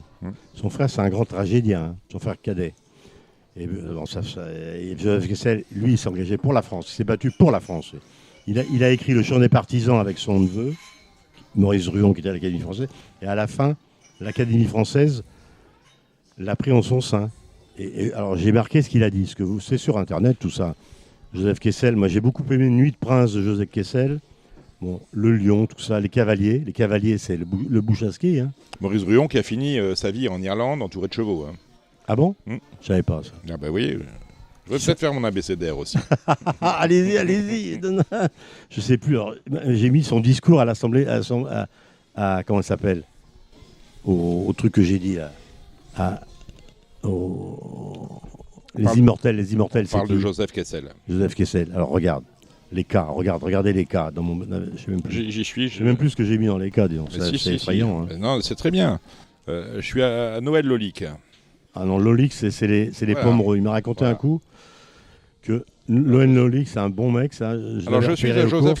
C'était le propriétaire des pomereux. Bon, un jour, je le vois avec sa femme. On était dans le même hôtel à Deauville. On allait aux ventes de chevaux. Bon, les ventes de yearling. Je vais voir Nolic, monsieur Nolic et tout, je ne le connaissais pas, il discute un peu, il me raconte l'histoire de Dolly. Dolly, c'est la mère de la grande poulinière qui a fait la gagnante du prix de France qui a battu Fessambo. Avec le gars qui lui fait un chèque de... Et Nino de Pomereux, tout ça. Oui, elle a fait que des gagnants, la mère. C'est ce qu'il m'a dit. Dolly, elle n'était pas qualifiée, c'était une podosiste pas qualifiée, je voulais la vendre. 1 million ancien, dans Paris Turf, hein, 1500 €. Il y a un mec qui me téléphone, je vais l'acheter. Bon, d'accord, il vient, il me fait un chèque, il se trompe. Vous êtes trompé, lui? Il a fait un chèque de 1,2 million ou 1,3 million. Oui, en dessous, en tout cas, du prix demandé. Il lui a gratté 200. Disant, voilà. Oh, vous allez bien faire quelque chose, il dit vous. Hein. Ouais, quoi ouais. Il dit Nolic, mais vous êtes fou, non? Il a viré le mec. Hein. Oui, il a eu les couilles de virer le mec. Mais il avait raconté d'ailleurs un soir, Radio Balance, cette entrevue. Il avait une concession automobile, le monsieur vient et effectivement lui fait un chèque en dessous du prix, tenez. Et après, il lui dit vous allez bien me rabattre quelque chose. Hein. Bien sûr. Bah, des rats dans ce milieu. Vous avez jamais vu des rats pareils. Hein. Attention, j'ai jamais vu ça, moi. Alors, les milliardaires qui faisaient des rats, vous ne pouvez pas savoir. Hein. Ils sont à 100 € près. Le jour où ils prennent un coup, les poules auront des dents. Ça, ils n'auront plus de dents comme changer de Nugaro. Alors, il y a des chevaux... Kennedy, j'ai même parlé de Kennedy. Non oui, justement, vous me retirez les mots de la bouche. Donc, on a des journalistes, Léon Zitrone, Pierre Desproges, on a des hommes des arts et des lettres. On aurait pu parler de Woody Allen, mais également on parlait de cinéma. Il y a également Stanley Kubrick dans son œuvre Mineur. Il y a The Killing. C'est ça. C'est le seul film que j'ai vu qui braque un champ de course, les mecs. Qui est un film noir, hein, c'est-à-dire que... Il braque un champ de course, il y a du liquide sur les champs de course. Il n'y a pas de PMU+. C'est n'importe quoi, c'est pas grave. The Killing, donc Stanley Kubrick était là, et Douglas, il a fait tourner Spartacus à Stanley Kubrick. Stanley Kubrick, qui était un mec qui était inconnu, qui avait des petits budgets. Il a viré le réalisateur Anthony Mann, Kirk Douglas, il a pris Stanley Kubrick parce qu'il avait vu The Killing. Il avait vu le talent du mec. Il a dit venez-vous. Il a dit, alors, comment il s'appelait? Stanley Kubrick a dit oui, je veux bien. Il a été, je sais pas ce qu'il a touché. Bon. Quand même, il y avait des figurants, il y avait des milliers de figurants dans Spartacus. Hein. Bon, je sais pas comment il s'en est débrouillé. C'est un super film. C'est-à-dire que les films comme ça, où les acteurs sont mangés par des lions, faut beaucoup de figurants. Hein. Non, mais bon, j'ai un peu fait tout ça. J'ai parlé de Gene Hackman. Vous parlez de... Gene Hackman, c'est un super acteur. Les acteurs, on y vient. Joseph Kessel. Non, John Kennedy. John Kennedy, alors pourquoi j'ai parlé de John Kennedy? Parce que je vais en Angleterre voir une course de galop. les Eclipse Stakes. On m'envoie là-bas, personne ne voulait y aller. Bon, j'y vais. Je Eclipse, regarde, course gagnée, Sandon Park. J'arrive le jour où le cheval qui a gagné l'Arc à 100 contre 1 a gagné. Donc. Alors, les bookmakers, c'était des phénomènes. Alors, on jouait sur les favoris à l'époque. Les favoris, c'était... Il y avait Wimbledon, la finale de Wimbledon, c'était Arthur Ashe contre Jimmy Connors. Alors, favori Jimmy Connors, premier Arthur Ashe, il a battu, d'accord, on ne sait pas pourquoi, il l'a battu. Bon. Et alors là, alors dans les Eclipse Stakes, il disait qui va être second de Nobiliary, il disait. Tellement ils étaient sûrs que Nobiliary allait être second. Non, c'est vrai qu'on avait la cote Elle gagnante. a terminé cinquième, elle a terminé cinquième, c'est bien. Hein. Mm. Alors premier, le cheval qui a gagné l'Arc à 100 contre 1, qui c'est qui a gagné l'Arc à 100 contre 1, je ne me rappelle même plus. Un cheval allemand. Oui, Je ne sais plus. Dirt Hanover. Non, Ça, en allemand. ça, c'est à Au Vincennes. galop, c'est à Vincennes. Ouais. Non, mais on se fait rien, Oui. fait rien. Et moi, je l'ai vu Dans gagner. le début des années 70. Et le soir, un journaliste anglais me dit, dis donc, vous allez rater votre avion, vous non, je comprends l'anglais, quand même, je ne suis pas complètement abruti. Ah bon, il me ramène à l'aéroport, le mec. Bon, pour pas que je rate. Et en route, il me parle en anglais, évidemment. Il me raconte l'histoire. Vous savez, quand Kennedy est mort, il me dit oui. Ben, je me rappelle, j'étais étudiant, j'étais Saint-Gabriel de Bagneux, j'étais chez les curés, pensionnaire.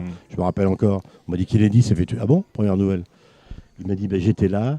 Alors, oui, j'étais là. Je me rappelle où j'étais, je dis. Tout le monde se rappelle. Ben, nous, en Angleterre, en Irlande, le jour où Kennedy est mort, il y a des haras, ils ont sablé le champagne. Quoi?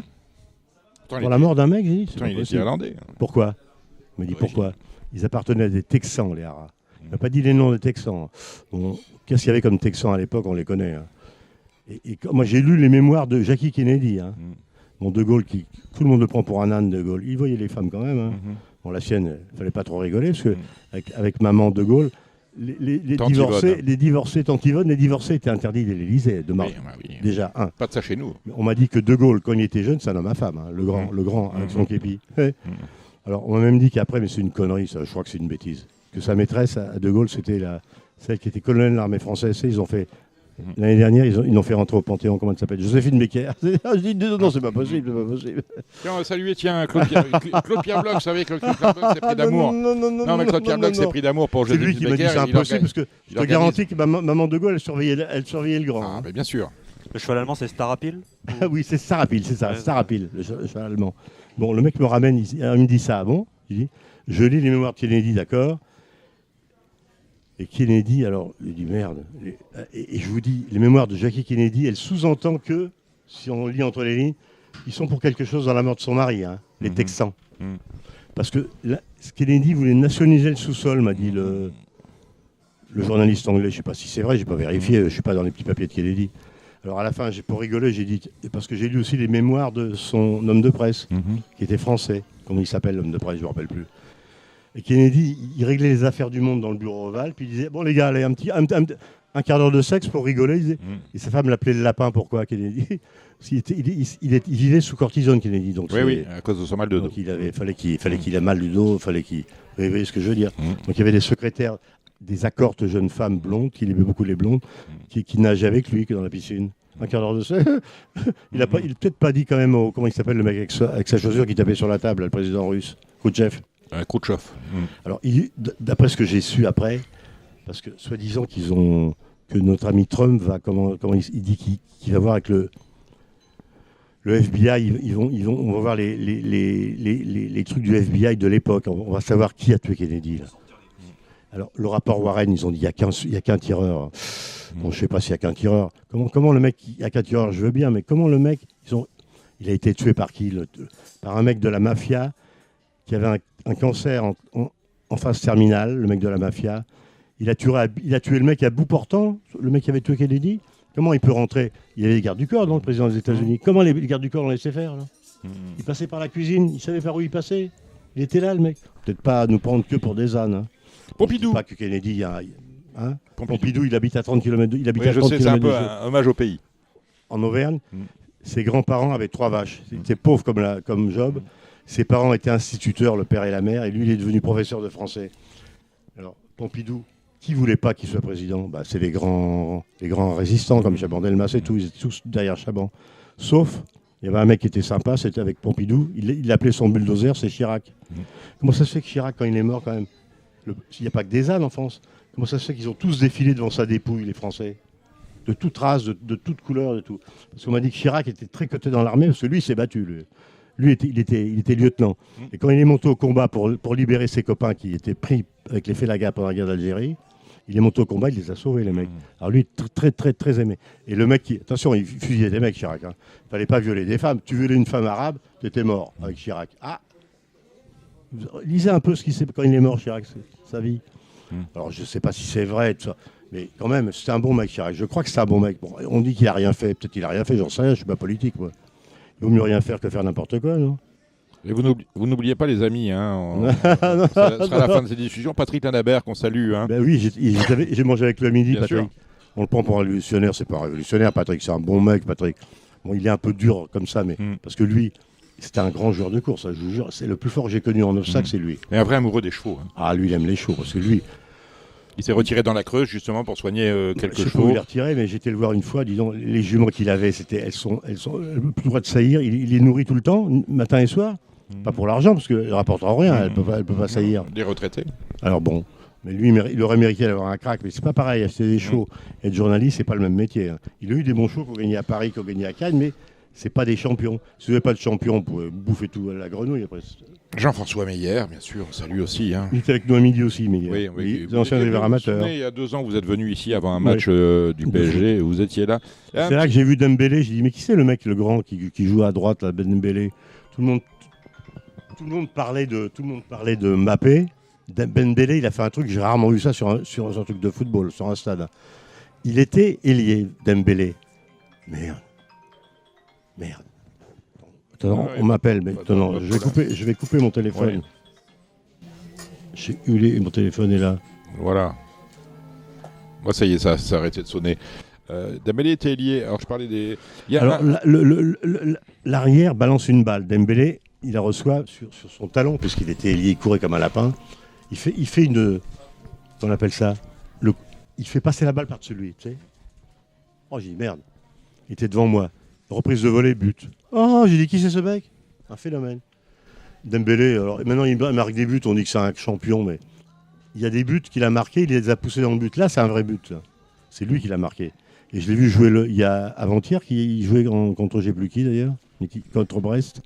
Il a marqué le deuxième but, il n'y a que Dembélé qui peut le mettre. Hein. Dans le soupirail, il a mis la balle, lui. Ça, c'est un super joueur, hein, Dembélé. Tout le monde prend pour un fou. Mais faut le laisser. Il a compris, l'entraîneur. Il faut le laisser libre. C'est un fou. Il est fou. Donc, il faut laisser les fous faire ce qu'ils veulent, non? Avant Dembélé, il tirait au but et mettait à côté. Maintenant, il a compris. Il a tout changé. Il tire à côté, il met dans le but. Voilà, c'est comme ça que ça se passe. Il faut le laisser faire, Dembélé. Il est avançant comme moi, je suis curieux. Ne jamais contrarier les fous. Vous la connaissez, celle-là. Il se promène. Tiens, on va le saluer parce que j'aime beaucoup. C'est Sébastien Zwark. Ah, Sébastien Zwark, alors lui, bon, il est dans le football maintenant, justement. Oui, c'est ça. Il est agent de joueur dans le football en Italie. Il est costaud. Mais il connaît les courses. Hein. Il connaît l'italien, a priori aussi. C'est un flambeur. Hein. Alors, un coup, il met 5 millions secs sur un cheval, à l'époque. 5 millions d'euros. 5 000 euros, ça fait combien? 3 millions 5 millions, ça fait 30 000 francs, ça fait 3 millions. Ouais. Alors, il vient à côté de moi, je regardais le départ. Je lui dis, mais ton cheval, il est au galop? Ah bon, il me dit. Il va pas le remettre, il est au petit galop, le cheval. Ah bon? Il fait un geste, il se retourne. Bon, moi, je vois rien. Puis au galop, distancé, bon. Après la course, il me dit, j'ai appelé le mec qui a joué, le guichetier, il m'a annulé le jeu. Il avait joué le DEP. Et on m'a dit, c'est impossible de faire ça, Vincennes. Si, 7 secondes. J'ai vu un journaliste, je ne dirai pas son nom. 7 secondes, vous avez. Il a fait annuler un jeu, les cheveux étaient dans la descente, et plein galop, son cheval. Sympathique, hein. Alors, il faut arrêter les conneries aussi, ça peut-être. Comme disait, quand on va revenir à Coluche, en préambule de cette discussion, il y a ceux qui connaissent la loi, il y a ceux qui connaissent le juge. Voilà. Il y a ceux qui connaissent la loi, il y a ceux qui connaissent le juge. Mais t'as raison. Le juge aux allures, là. Non, on rigole, mais qu'est-ce que je te dis, c'est comme ça. Non, allez, dernière question, Jacques. Vas-y, roule. Un grand cheval. Un grand cheval, Fakir du Vivier. Grand homme. Ali Havas, ça, c'est un homme, ça. On n'en a pas parlé d'Ali, parce que votre panthéon, on le connaît. Tout en haut, il y a Pierre Diraler et Ali Havas. Ah bah oui. Ali Havas, c'est un homme, ça. Parce que Ali Havas, c'est le seul qui m'a dit, il me vend un quart de Spitley étoile. Il m'oblige à le prendre, je voulais prendre un 10e, j'étais raide, moi. Non, prends un quart, il a une tête de crack, il m'a dit, ça m'a marqué, ça. Ah bon? J'ai fait confiance, moi. J'avais pas vu le cheval, hein. C'était un foal. Pour qu'il achète un foal qui a 7 mois, 13 millions anciens, il y avait le fils évêque qui montait contre lui, il faut qu'il lui plaise, le cheval. Il avait vu quelque chose, je sais pas quoi. Je vois le cheval, c'est vrai qu'il avait un drôle de regard, le cheval, quand je le regardais. Bon. C'est un peu ésotérique, cette affaire-là, quand même. Non. Il connaissait les choses, parce que tout le monde l'a pris, comme il était arabe, tout le monde l'a pris pour un con, mais il était très fort. Pas Dubois, là. Il aimait bien Dubois, il m'a dit, il y a 2 hommes dans le milieu, fais gaffe, il n'y a pas beaucoup d'hommes dans le milieu. Il m'a cité Jean-Pierre Dubois et Roger Baudron comme homme, c'est bien. Bon, bien qu'ils se sont engueulés des fois, pas avec Roger, mais une fois j'ai vu quand Jean-Pierre avait un cheval ou deux contre son cheval Carius d'Ocagne, il le faisait un peu tourner en dehors, mais c'est les courses. Hein. Alors les mecs, ils chauffaient Ali au vestiaire, j'ai voyé les mecs, ils le chauffaient. T'as vu Dubois ce qu'il a fait à ton cheval, c'est honteux. Quoi. Un jour, il a engueulé Jean-Pierre. Moi, j'étais là quand Jean-Pierre est venu s'excuser auprès d'Ali Havas. Mais excuse-moi, Ali, j'ai dit une connerie tout à l'heure. Pour qu'il s'excuse, Jean-Pierre Dubois, il a fallu qu'il... vous avez compris. Mais Havas, moi, il me dit, viens avec moi. Quand il a vendu le cheval aux Rats Nationaux. Bon, et j'ai dit, faites ce que vous voulez, Ali, c'est votre cheval. Le nom de ce cheval, c'était Speed Taillé-toi. Speed Monté Yvreux, un crack, il est pour beaucoup dans ses victoires aussi.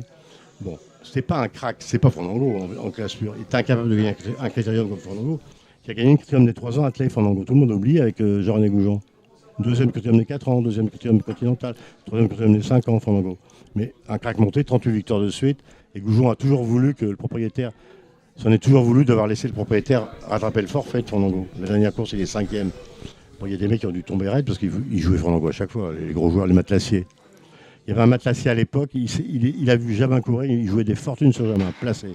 Le topé, on l'appelait. Le topé, c'est un chapeau. Placeur de marché, il était. Il est tombé raide dans les tribunes de Vincennes, crise cardiaque, mort. Ah, le jeu, c'est dur, hein, attention. Et j'ai dit, mon copain Savary, qui jouait très gros à la fin, je lui ai dit, fais pas le con, Dominique. Si un jour, le cheval, il dégèle, comment tu vas faire pour te refaire, toi? Tu vas jouer 10 fois un 10 placé, parce qu'il m'avait fait un cours sur... Il vaut mieux jouer placé que gagnant quand tu joues gros un cheval, parce que tu as 3 chances au lieu d'une. Je sais bien, il dit, mais... Alors, il avait joué au Rasil l'année où il est 3e, il y avait photo. Je l'ai vu, il était tout vert derrière moi, dans la truc des journalistes, au 4e étage. Il était vert, Savary. Il dit, tu vas pas mourir, fais pas le con, Dominique, il a déchiré ma veste.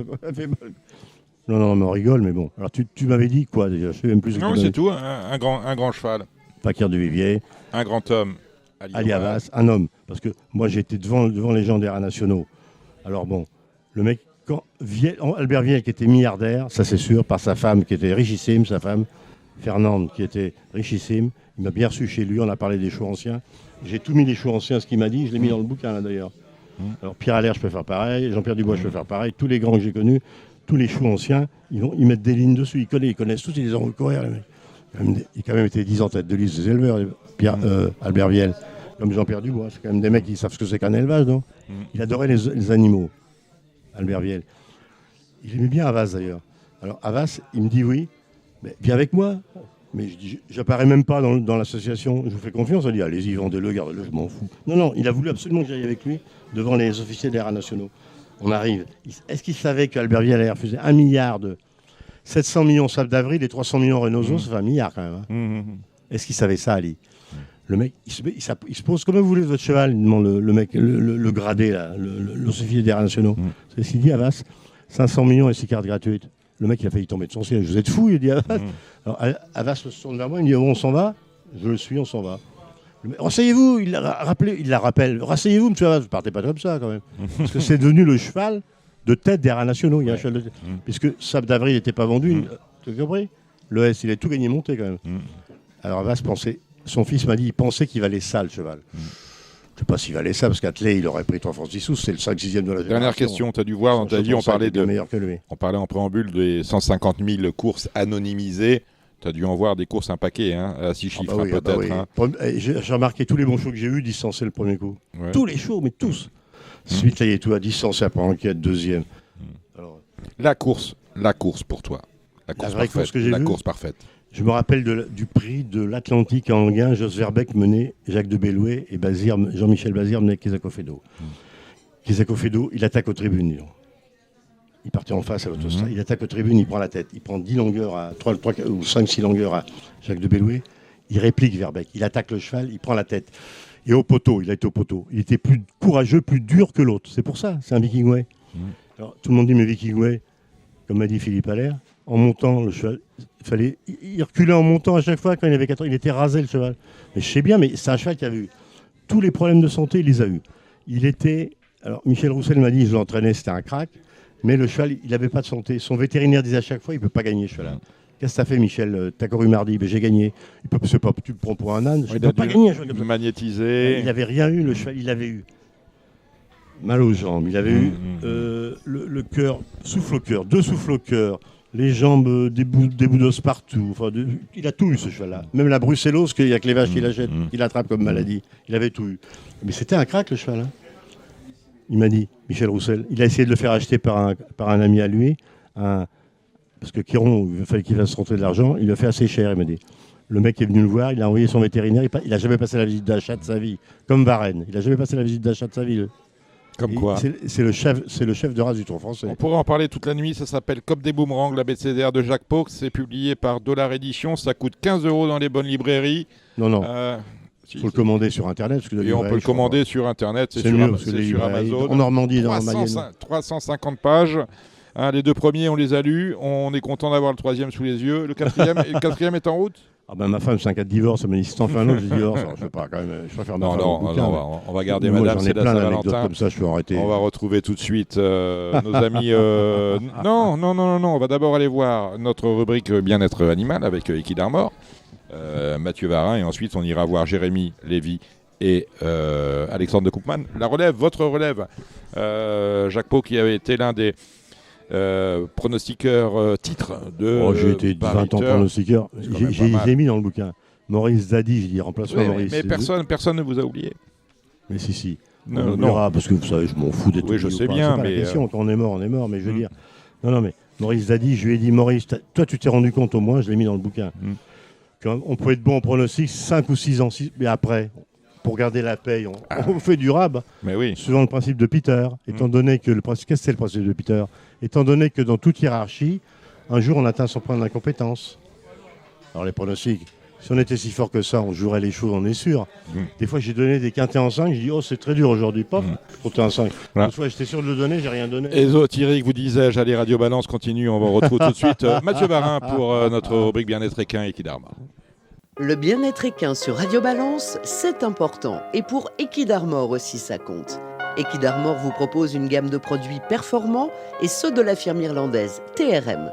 Soutien nutritionnel et nutrition de qualité optimale, soins et hygiène de vos installations, Equidarmor est là pour vous. Equidarmor pour le meilleur du cheval de course.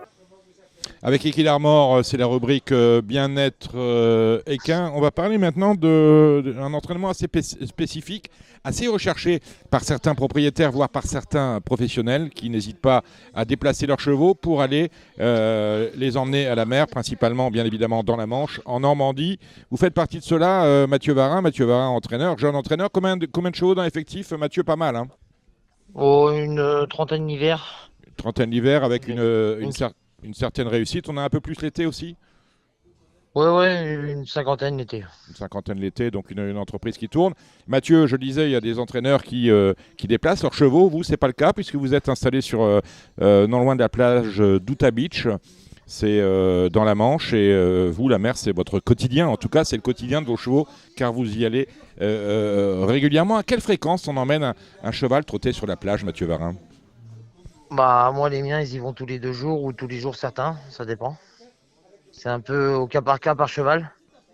Et qu'est-ce qui fait Voilà, nous l'avantage, c'est qu'on n'est pas obligé d'embarquer, on est à 800 mètres de la plage. Donc on attelle dans la cour et ensuite on va en sulky, on a 800 mètres à faire et on est tout de suite sur la plage. C'est ça. En termes de réglementation, vous avez des plages horaires qui vous sont dévolues ou vous pouvez y aller quand vous voulez? On peut y aller quand on veut, sauf juillet-août, on n'est pas trop embêté, c'est jusqu'à 11h, donc on attend de faire notre boulot quand même le matin. Alors, on dit que le fait d'entraîner un cheval sur la plage, c'est excellent pour les tendons. Le fait de trotter sur une piste assez molle, sablonneuse, et aussi de pouvoir les emmener dans l'eau jusqu'à 20 ou 30 cm de manière à leur donner une sorte de balnéothérapie gratuite. C'est ça, on va dire que la plage, c'est peut-être la meilleure balnéothérapie qu'on peut avoir pour les chevaux parce que ce qu'il y a, c'est que c'est un courant d'eau naturel et très froid qui refroidit vraiment bien les membres après le travail. Donc maintenant, c'est un outil très important. Ça se fait aussi bien dans les membres, dans la locomotion, que même dans le côté psychologique du cheval. C'est-à-dire qu'il c'est bon pour le moral d'aller trotter C'est dans la mer. ça, c'est ça, parce que il y a beaucoup de chevaux que moi je récupère en tout cas, qui sont habitués à tourner sur des pistes et quand ils arrivent à la plage, ils perdent leur repère entre guillemets, et ils reprennent de la vie. Au maximum, quand vous allez les trotter dans la mer, c'est, comme je viens de le dire, 20-30 cm ou on peut y aller On peut aller plus, on peut aller plus. hein. On peut aller jusqu'à 1 mètre hein, pratiquement. C'est-à-dire pratiquement, là c'est vraiment un exercice, c'est excellent pour le souple, excellent pour la respiration, excellent pour les membres, excellent pour le dos également. Oui, voilà, franchement, il n'y a pas beaucoup de contraintes. Moi, j'aime bien les baigner l'eau jusqu'en dessous du ventre. Donc, aller à 1 mètre, je trouve que c'est le mieux. Que Et- votre cheval force et les membres se refroidissent en même temps, c'est un bon complément. Vous avez votre piste également, le cheval, les chevaux que vous emmenez à la mer, quand ils vont à la mer, vous les sentez heureux ou certains détestent ça. Moi, personnellement, l'eau, c'est pas mon truc. Ou est-ce qu'ils sont vraiment emballés à l'idée d'aller trotter sur la plage? Franchement, encore une fois, c'est du cas par cas. J'ai déjà vu des chevaux qui supportaient pas la plage, qui supportaient pas la mer, et des chevaux qui adorent ça, qui reprennent de la vie. Hein. Je vous dis, des chevaux dès qu'on peut récupérer entre guillemets un peu mou, un peu éteint. Au bout de 15 jours, 3 semaines, ils sont en éveil, ils sont plus souples, ils ont vraiment ils aiment ce qu'ils font, quoi. Alors, il y a aussi le soin. On parlait des tendons. Les problèmes tendineux peuvent pousser certains propriétaires à changer d'entraîneur. Un entraîneur qui est dans les terres, qui ne peut jamais aller à la mer, qui n'a pas de piscine chez lui. Est-ce que vous récupérez assez souvent des chevaux qui ont besoin de ça, besoin de trotter à la plage, de manière à remettre leur système tendineux en état? Bon, ouais, j'ai 2-3 entraîneurs avec qui on travaille depuis longtemps, qui restent souvent à la maison courir parce que ces chevaux-là, c'est des chevaux fragiles, donc souvent ils recassent sur une piste. Donc non, j'ai 2-3 entraîneurs avec qui je suis ami, qui m'en envoient régulièrement.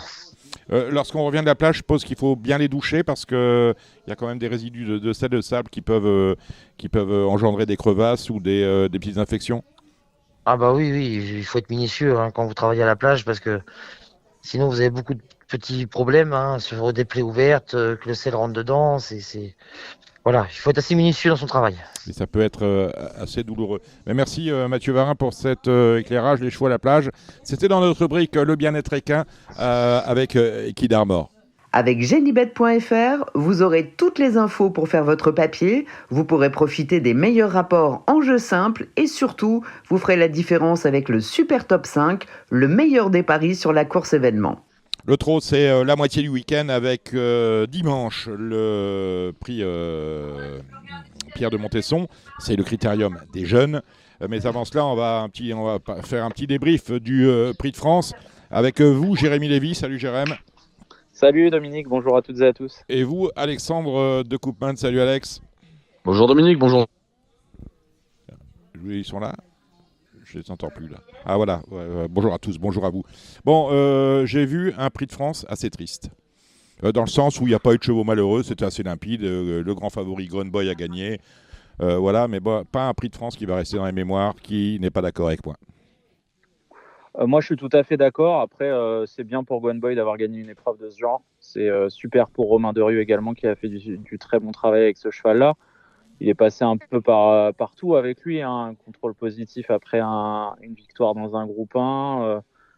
Voilà, il a souvent été décrié pour ses drives un peu passives avec lui parce qu'il faut les subir. Mais je pense qu'on peut lui tirer un grand chapeau parce que son cheval est encore là à cet âge-là et meilleur que jamais. Donc voilà, merci aussi à Romain Derieux d'avoir fait durer son Go and Boy parce que c'est vrai qu'on a du mal à avoir des chevaux d'âge en ce moment à Paris-Vincennes et surtout dans les grandes courses. Il y a souvent des vieux tontons un peu fatigués. Il le méritait et il a trouvé une juste compensation. On regrettera bien évidemment l'absence d'Ida Ottillard qui nous a privé d'un match retour après le Prix d'Amérique. Mais voilà, on a un très beau vainqueur. Inma Rosa méritait aussi de finir sur le podium d'une épreuve comme celle-ci. On a vu, ça s'est pas très bien passé pour Working Class Hero qui s'est retrouvé très loin mais qui a refait beaucoup de terrain. Bon, on a vu une arrivée limpide, comme vous avez dit, Dominique. Rien à dire sur l'épreuve. Alexandre. Non, pas grand-chose à rajouter. Hein. De toute façon, on le savait avant de l'avoir vu. Hein, la course, il y avait Gone Boy et les autres. Voilà, il s'est promené. C'est vrai que, comme disait Jérém, Romain Derieux a souvent préservé son cheval. Alors c'est vrai que ça embêtait à l'époque les parieurs, mais maintenant son cheval peut aller devant. Voilà, ça veut dire que le cheval a progressé. Non, il était au-dessus de la mêlée. Après, on a des spécialistes de la vitesse à l'arrivée, hein, une Marosa qui revenait bien. D'ailleurs, on vous l'avait donné la semaine dernière. Don Fanucci qui adore ce tracé. Et puis, comme l'a dit Jérôme, la note de la course, ça restera Working Class Hero, qui est monté sérieusement de catégorie et qui court de première. Alexandre, il y a une décision du trot qui ne vous a pas fait plaisir. C'est on a renforcé les conditions de location des trotteurs. On sait que c'est un sport où on a beaucoup de chevaux qui sont tout de suite loués à des propriétaires. Et on renforce drastiquement les conditions. Plus question d'avoir des propriétaires à 5 ou 10%. Il y a des minima à retenir. Vous animez... Alors c'est pour la location multiple. Ouais. La location multiple, bien évidemment. Mais bon, c'est là qu'on trouve peut-être les grands propriétaires de demain qui commencent petits avec 5 ou 10%, avec 6 ou 7 copropriétaires. Là, on va demander à ce qu'il y ait de gros propriétaires pratiquement sur tous les chevaux. Ouais, j'ai vraiment été stupéfait de voir que cette décision allait passer, même si j'en avais eu vent depuis quelques temps. Donc je rappelle un petit peu ce qui va se passer. Donc pour les contrats location multiples, il n'y aura plus que 2 locataires. Les locataires auront au moins 15%. Donc ça veut dire que demain, vous avez un propriétaire qui a 10% et qui veut avoir ses couleurs en location. On lui dira, monsieur, non, c'est pas possible. Voilà, c'est un peu triste. Et puis surtout, ça va nous embêter. Moi, j'avais par exemple sur des chevaux 10 personnes. Et des fois, il y a des personnes qui veulent payer une pension, d'autres qui veulent faire des locations. Et aujourd'hui, ce sera très compliqué de le faire. On ne pourra plus le faire non plus. On va devoir refuser en fait des personnes qui veulent investir. Je trouve qu'on se prive encore d'un segment de nouveaux propriétaires qui voulaient en fait entrer dans la danse à moindre coût. Alors oui, je pense que le trot offrait cette possibilité-là. Maintenant, ça va être très compliqué de le faire. Donc, je ne sais pas qui a voté ça dans son coin. Mais quel intérêt d'avoir pris cette mesure? Ça fait pas, en termes de gestion, c'est assez. Il n'y a pas grand-chose à faire et ça coûte pas d'argent à la SETF. Donc, pourquoi avoir pris cette mesure? D'après ce que j'avais entendu, en fait, ça posait un problème juridique, à savoir que si demain tu avais un propriétaire qui est également locataire, en fait, ça lui donnait la possibilité de récupérer son cheval quand il voulait. Donc, je pense qu'il fallait juste en fait, renforcer en fait, je pense le règlement par rapport à ça, mais pas décaler le problème parce que là, on va en causer beaucoup des problèmes parce que aujourd'hui, je pense qu'il y a beaucoup de chevaux qui vont être concernés par ça. Et oui, c'est un peu attristant. Après, moi. Je vois le cas de beaucoup de chevaux que j'ai comme ça, même des chevaux qu'on a loués. Le propriétaire était content de voir sa casaque. Aujourd'hui, on nous dira non, c'est pas possible, il faut que vous ayez un minimum de 15%. Et monsieur, on lui dira non, vous ne pourrez pas avoir de votre casaque, je vois pas en quoi c'était dérangeant. La personne payait les engagements. Après, il y avait un problème sur les locations multiples, c'était le fait que les gains du driver n'étaient pas en fait distribués directement. Donc le driver devait refacturer. Mais bon, ça, je pense que c'est un problème informatique. En même temps, comme je l'ai expliqué un peu dans mon post Facebook, on est un peu à l'âge de pierre, devoir faire des contrats à la main, alors que, comme nos amis de France Gallo le font, ça serait beaucoup plus simple de le faire de façon informatique. Chacun peut signer de façon électronique, et ce serait beaucoup plus simple. Je vois pas c'est pourquoi, le cas aussi, j'ai le problème qui se pose là, parce qu'on a une jument pareil, les papiers sont pas à jour, on va pas pouvoir courir la course qu'on avait préparée. On est à l'âge de pierre pour les chevaux où il y a plus de 4 associés. On peut pas le faire informatiquement parlant, donc il faut envoyer un courrier plus un chèque. Après, il faut envoyer une attestation sur l'honneur et ça met une plombe pour être à jour. Donc faut faire des efforts aussi si on veut. Faut se donner les moyens de pouvoir attirer le plus grand nombre en facilitant les choses. Ok, faut se protéger. Ok, juridiquement parlant, faut que ça ait une valeur, mais je vois pas comment c'est possible encore en 2025 de devoir envoyer des chèques par courrier, un courrier, une attestation sur l'honneur, alors qu'informatiquement parlant, ça pourrait être réglé en 30 secondes. C'est vrai qu'à France Gallo, tout est dispatché, tout est clair, on signe électroniquement. Même aujourd'hui, lorsque vous allez acheter un bien immobilier, vous signez électroniquement si vous êtes à distance. et au trot, pas encore. Je pense qu'avant de légiférer sur cette histoire des locations multiples, il aurait été bon d'avoir un service informatique performant. On a quand même mis, je pense, la charrue avant les bœufs. Et finalement, comme vous le dites, Alexandre de Koopman, si on avait le service informatique qui permet une certaine liquidité de ce marché-là, on n'en serait peut-être pas là finalement. On le verra. Bien sûr, parce que si un propriétaire même voulait avoir 5% sur un cheval, même deux, je vois pas en quoi ça dérange quelqu'un. Et si tout le monde est d'accord en fait là-dessus, le propriétaire, mais moi je serais pour avoir des pourcentages avec des virgules. Aujourd'hui, on est fait pour avoir de plus en plus de monde sur les chevaux, et non, aujourd'hui, on pourra plus parce qu'il y en a qui ont décidé autrement. Alors qu'au galop, vous avez des 5%. Ça leur convient, mais en fait, ils n'ont pas certainement demandé aux bonnes personnes. On va voir combien de personnes vont être concernées. En tout cas, moi j'ai eu beaucoup de messages et d'appels depuis mon post sur Facebook. Voilà, et beaucoup de gens étaient surpris par cette décision.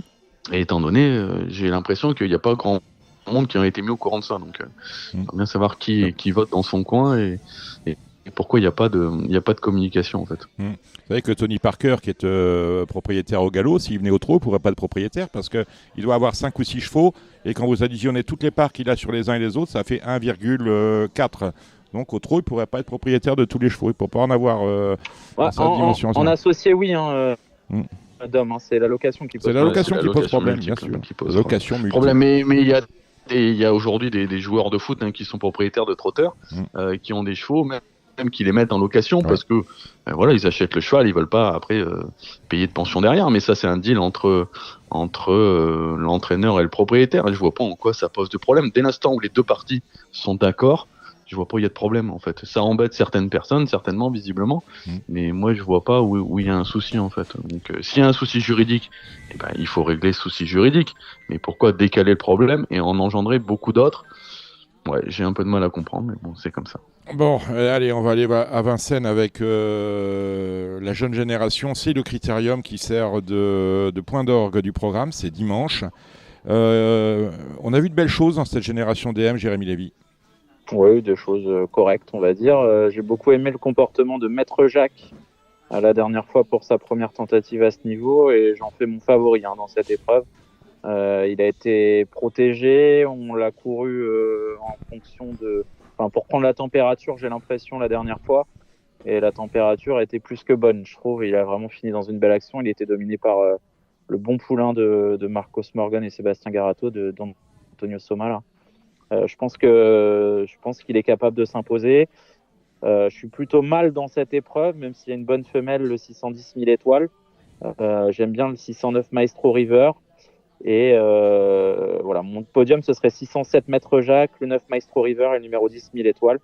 Et puis, j'en détache 5 en tout avec le 12 Magnum du Choquel et le 14 Mac de Blary, qui doit un petit peu rassurer. La dernière fois, il a fini fatigué et c'est pas la meilleure des choses avant d'aborder un critérium des jeunes. À vous, Alexandre.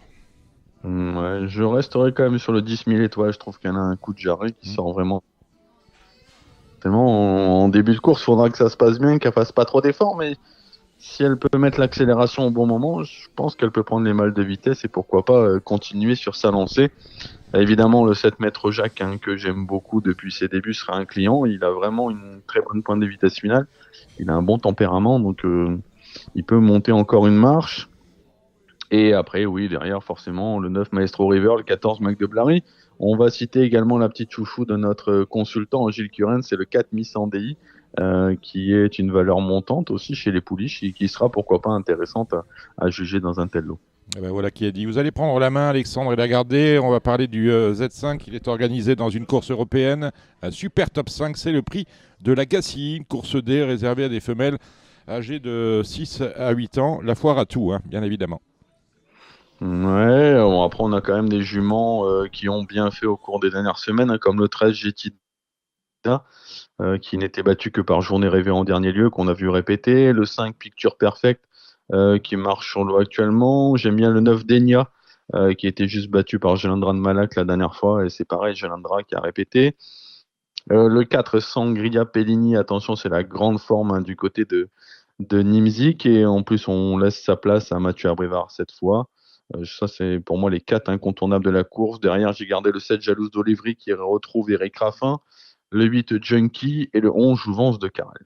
Oui, pas grand-chose à dire sur cette course. J'ai mis 413 Jetida, le 5 Pitcher Perfect, le 8 Junkie, le 9 Denia et puis Sangria Pellini, le 4, le 7 Jalouse de Livry. Jouvence de Carrel, le 11 et le 12 Jean Map qui revient à main gauche et ça va lui faire du bien. Alors, ça, c'est la quatrième, la Super Top 5, c'est dimanche à Vincennes. La première, c'est pour des 4 ans DL, des poulains et hongres de 4 ans, avec toi, Jérémy. Ouais, j'aime beaucoup le 106 Flytop, un concurrent entraîné par Alessandro Gocciadoro, qui a été très malchanceux la dernière fois, dans une course remportée par le petit phénomène d'Alessandro Gocciadoro dans cette génération. Et je lui associe le 111 Lemon Fleury, qui est un cheval dur à l'effort, qui a réalisé une excellente rencontre. J'ai fait l'inverse en fait dans l'ordre. J'ai hésité entre le 11 Lemon Fleury, mais la rentrée était quand même excellente. Le chrono aussi, 13-6 je crois. C'était sa première sortie chez Marius Coignard. S'il réédite, ça va forcément être un sérieux client. Et ce 5, un Flytop, très malheureux en dernier lieu. Je pense qu'Éric Raffin sera nettement plus près cette fois. Le 7 Lucifer du Caillou, c'est un petit dur la dernière fois. Il a vraiment fait un truc, en battant un bon poulain de Thierry Duval d'Estaing. Les 2007, ça peut être marrant pour lui. Qu'est-ce qu'on peut donner également? Le 14 Lugano de Loup, et je me méfierais du 8 à Lobby Mélois que Damien Bonne a acheté à réclamer en fin de meeting. Ça peut être une surprise intéressante. La deuxième, c'est une course pour des chevaux entiers et hongres de 7 ans n'ayant pas gagné 101 000 euros. Avec toi, Alexandre. Ouais, ça va jouer au parcours. Éric Raffin, je pense qu'il avait le choix des drives entre le 11 Idéal du Lair et le 15 Yénis de Barbret, avec qui il avait gagné. Idéal du Lair, c'était très bien la dernière fois.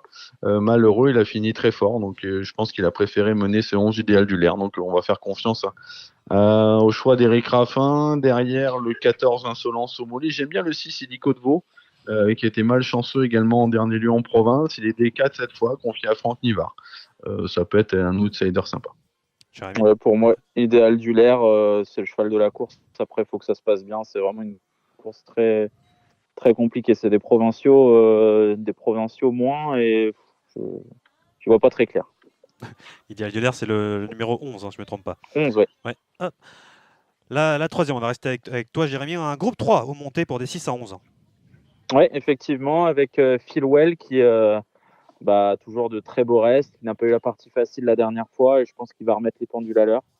Et je détache 2 partants avec le 304 I Can Dream, donc 308 et 304.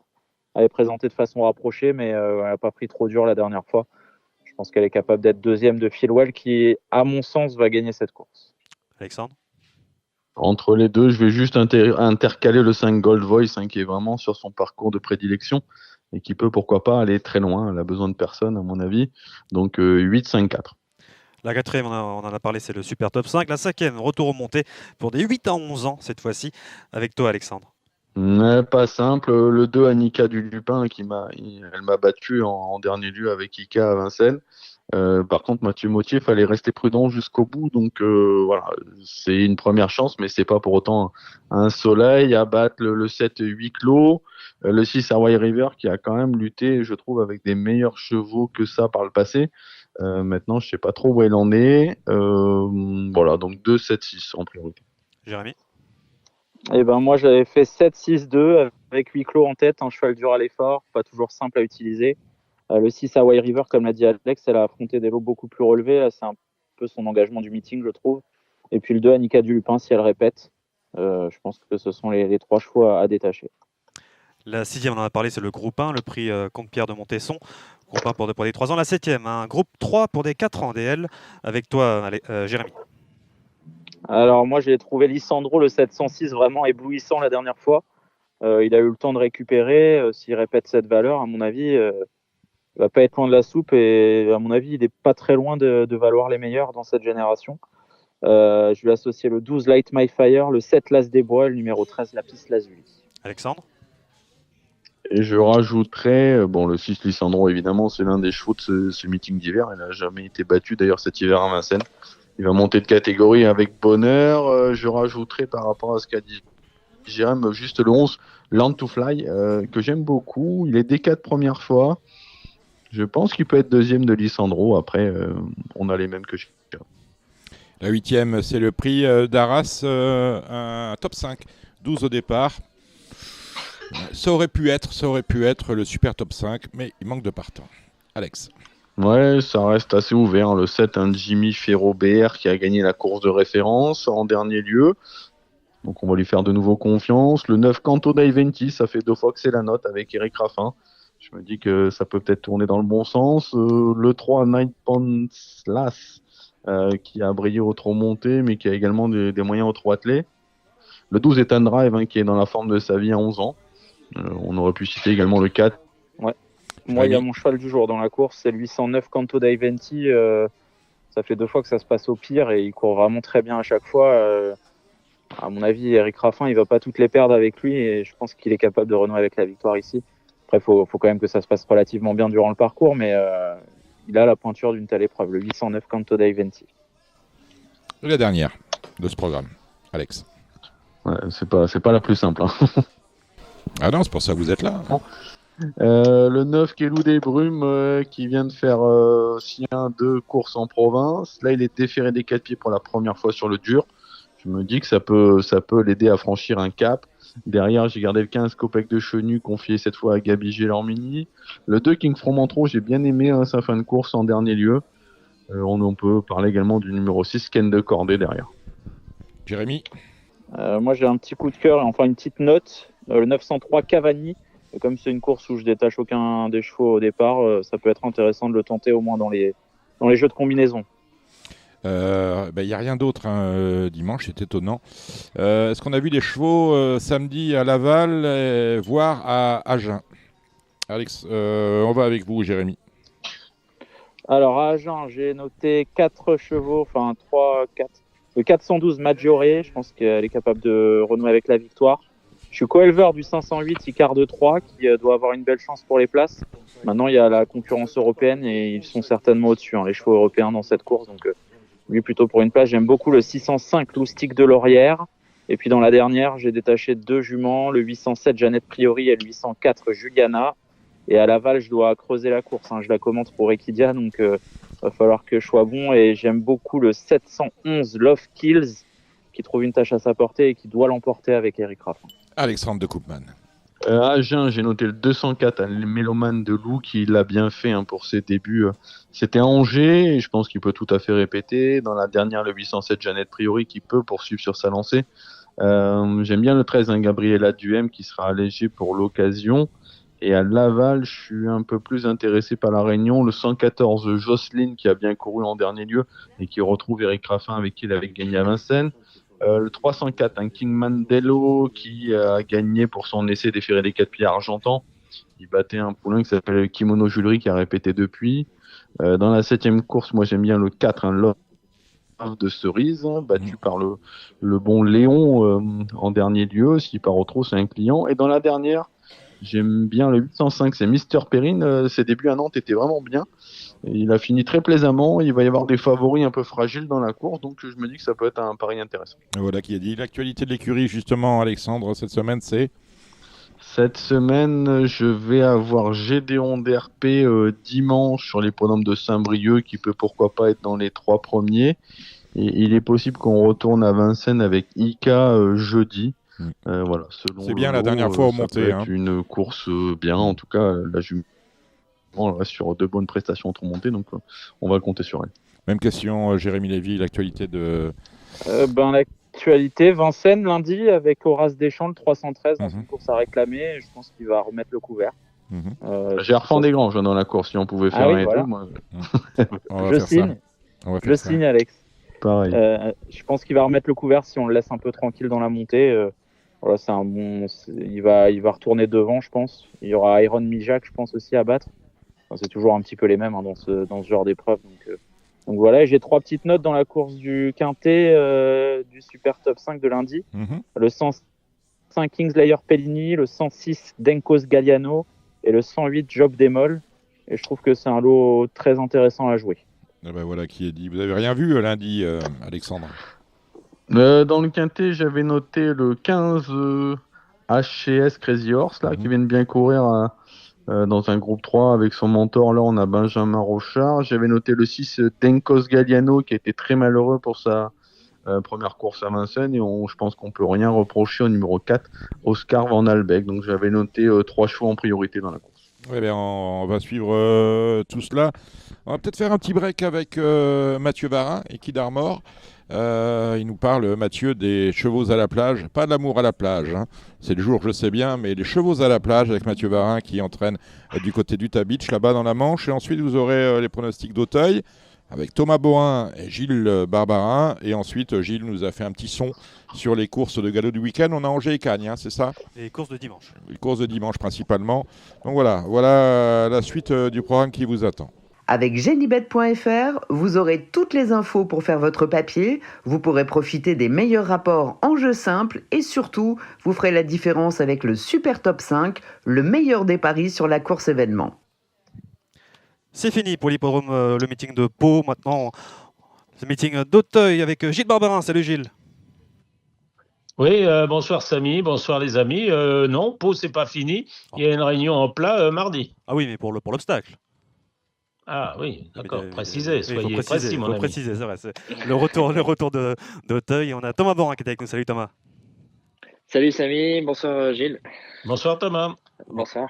Le retour d'Auteuil enfin, avec un terrain jugé à 4,8. Il a été pénométré hier. On commence avec le super top 5, la quatrième, une liste sur 3600 mètres avec un événement. C'est le retour de Pierre Dubourg qui est de retour sur le numéro 6, flanqueur. Il avait fait il a pris 2 ans d'année sabbatique, hein, si je ne me trompe pas, Gilles. Et il est de retour donc sur flanqueur, le numéro 6.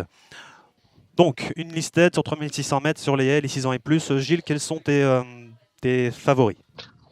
D'abord, il faut dire que tous les handicaps sont des listed, donc faudrait peut-être remettre l'église au centre du village. Mais bon, moi, ma favorite, c'est le 5 Starvina, parce que Starvina... bon, alors c'est peut-être pas forcément 16 partants, c'est pas forcément peut-être la meilleure configuration, mais 3006 terrain lourd, Auteuil sur les haies avec de la fraîcheur, va falloir aller vite, à mon avis, pour la rattraper, puisqu'elle va prendre sans doute pas mal d'avance. Donc je mets un Starvina sur ce qu'il avait fait l'an passé. Après le 13 Caméador qui a été très bon sur le cible de Cagnes. Après, il faut savoir, ce que je ne sais pas, c'est comment on pu travailler vu que les pistes de la Morlaix étaient pas très bonnes, inutilisables, enfin sauf pour certains fous. Donc voilà, mais enfin les gens sensés qui aiment leurs chevaux n'ont pas pu travailler les chevaux sur l'obstacle tout au moins de façon satisfaisante il y a de cela quelques jours. Thomas, quels sont tes favoris selon toi? Eh ben moi je pense un peu comme Gilles, Starvina 3006 terrain lourd. Je pense qu'elle va aller très loin. Je pense qu'elle fait partie. Enfin, j'en ferai ma favorite. Moi, je rajouterais le 8, Justin Tybloux. L'autre jour, il a loupé son départ. Il s'est retrouvé loin, mais il a fait une très belle fin de course. Il y a mis les œillères. Je pense que là, et puis j'ai travaillé un petit peu avec Arwan moi tout l'hiver. Il n'a pas couru à Pau en fin de meeting exprès pour viser cette course-là. Le cheval est resté sur les pistes de Pau, donc il a travaillé normalement. Il a été préparé pour cette course, donc je vois une très bonne chance. Il est en forme avancée par rapport à certains. Donc j'étais parti sur 5-8. Après, pareil, dans ce terrain-là, j'aime bien aussi le 10, Rêve de Prince, qui a couru à Cagnes, qui a bien couru, et en terrain lourd, qui a une bonne chance à mon sens. D'autres outsiders à rajouter, Gilles, ou pas? Je sais pas, après il y a peut-être le 2 Numerus Borgette, il y a aussi qu'est-ce que j'avais marqué, Rêve de Prince, je l'avais mis, Flanker je l'ai mis, Justin Time Blue je l'ai mis, Lou Fast aussi, là ouais. Oui, voilà, là oui. D'ailleurs j'aurais dû le préciser au tout début, mais comment tu juges ces premières réunions d'Auteuil, Gilles? Est-ce que tu es plus les chevaux qui ont couru cet hiver à Pau, par exemple, ou alors tu préfères ceux qui font une rentrée? Ça dépend des conditions. Enfin, moi, je suis à Cagnes, donc j'ai pas trop de recul sur ceux qui ont pu travailler de façon convenablement. C'est bien d'avoir été en meeting. À mon avis, le meeting de Cagnes, il est un peu loin, donc ceux qui ont participé activement au meeting de Cagnes, ils ont dû souffler après Cagnes. Ceux qui ont couru à Pau, c'est bien d'avoir couru à Pau, mais pas trop non plus, donc voilà. Et ceux qui sont à Chantilly, je vous dis, moi j'ai eu mon entraîneur Marcel Roland qui m'a dit que les chevaux c'était compliqué de travailler, tout au moins sur l'obstacle.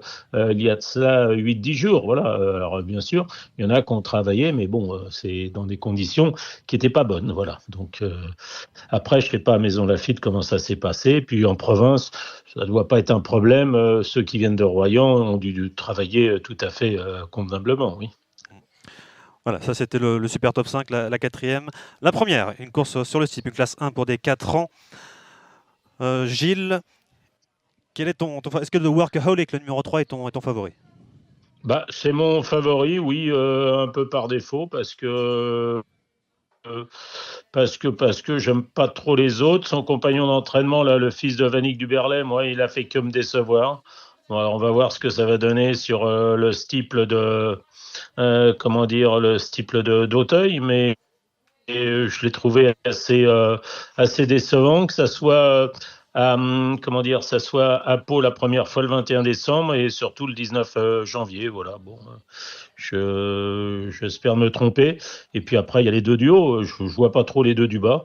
Donc, je dirais derrière, là, ce Lascari, c'est le 2 Goliath du lui. Mais je pensais que pour un prix Agitato, on aurait autre chose comme 4 ans dans cette épreuve. Ouais. Thomas, est-ce que tu es d'accord?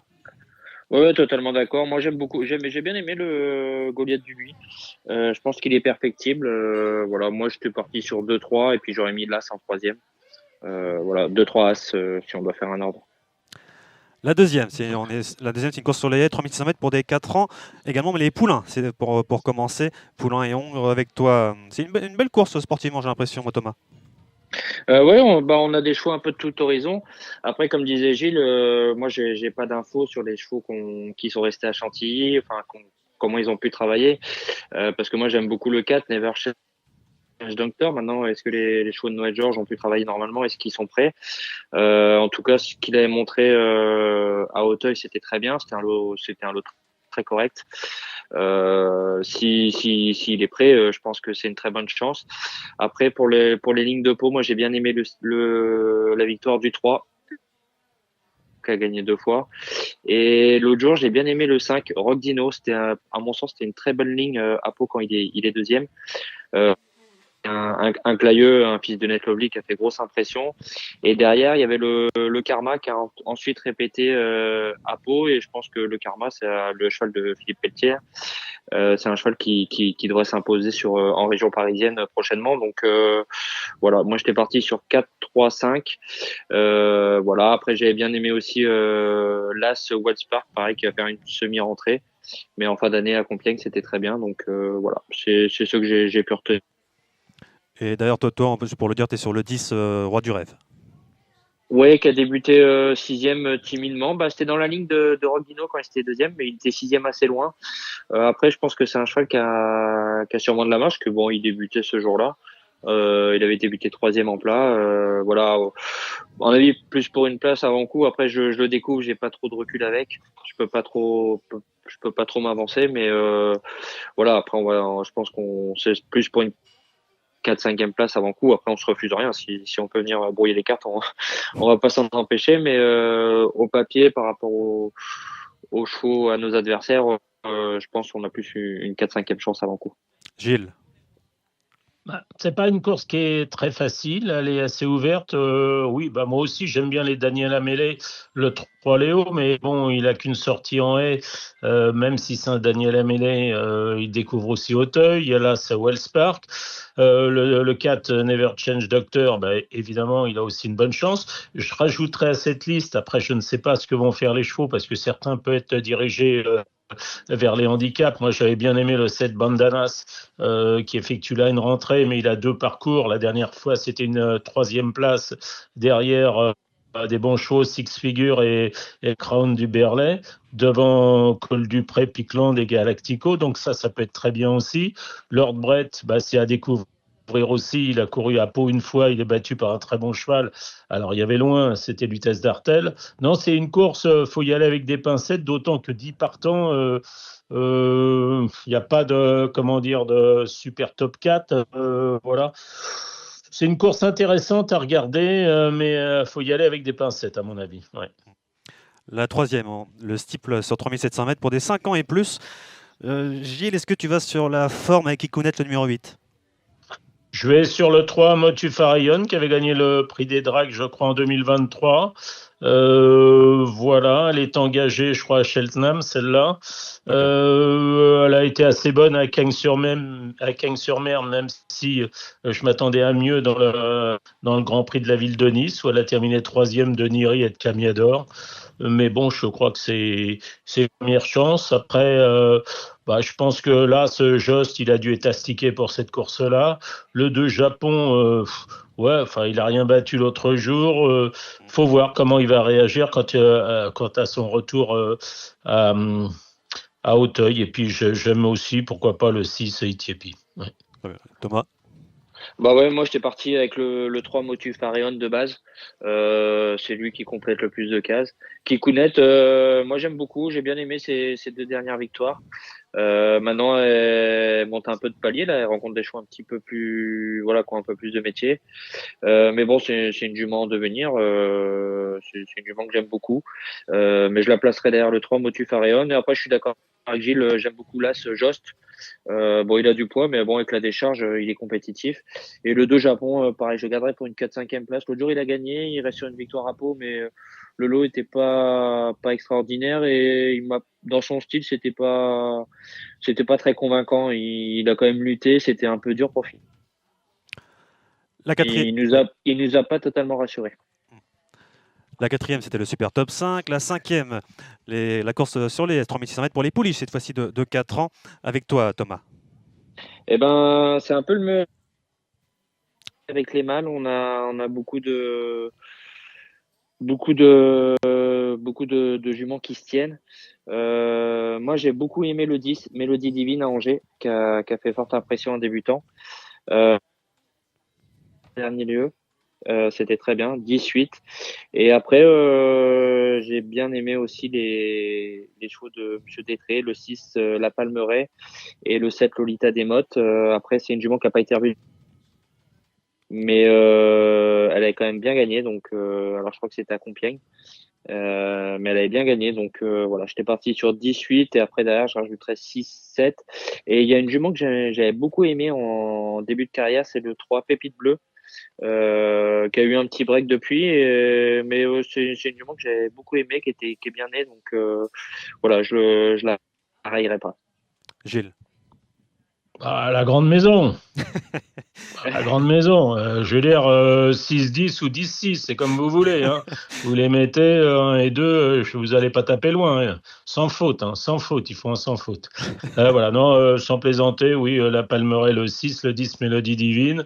Derrière, je prendrais peut-être Daniel Amélé de 9, Yes We Hope, et puis aussi le 3, Pépite Bleue. Ouais. La grande maison peut faire une belle journée à Angers dimanche également. Oh, ça c'est sûr. le prix doublon, la 6e sur les haies pour des 6 ans et plus cette fois-ci. Avec toi, Gilles. Alors là, j'ai mis le 5 Boros Diane, j'aime bien le 13 Forêt Vierge. Après, pourquoi pas le 14 Tilin Talent. Oui. Et si j'en rajoute un 4e, je dirais le 2 Quick Daddy. Voilà. Goliath aussi. Attention, parce que les Jean-Bertrand de Balanda, souvent, c'est la première la bonne. Donc, il va certainement pas être très joué. Donc, pourquoi pas pour une place. Bon, après, si vous voulez jouer à la grande maison, c'est peut-être un peu plus dur, le 17. Ouais. Tilin Talent. Toujours bien aimé ce Tilin Talent, le 14. Thomas. Ouais, totalement d'accord avec Gilles. Moi, c'est ce que j'ai vu. Borodian, Forêt Vierge, Quick Daddy parce qu'il fait toutes ses courses. Dans ces courses-là, 3e épreuve, il est tout le temps à l'arrivée. Voilà, c'est un peu ce que j'avais repéré. Il y a une jument que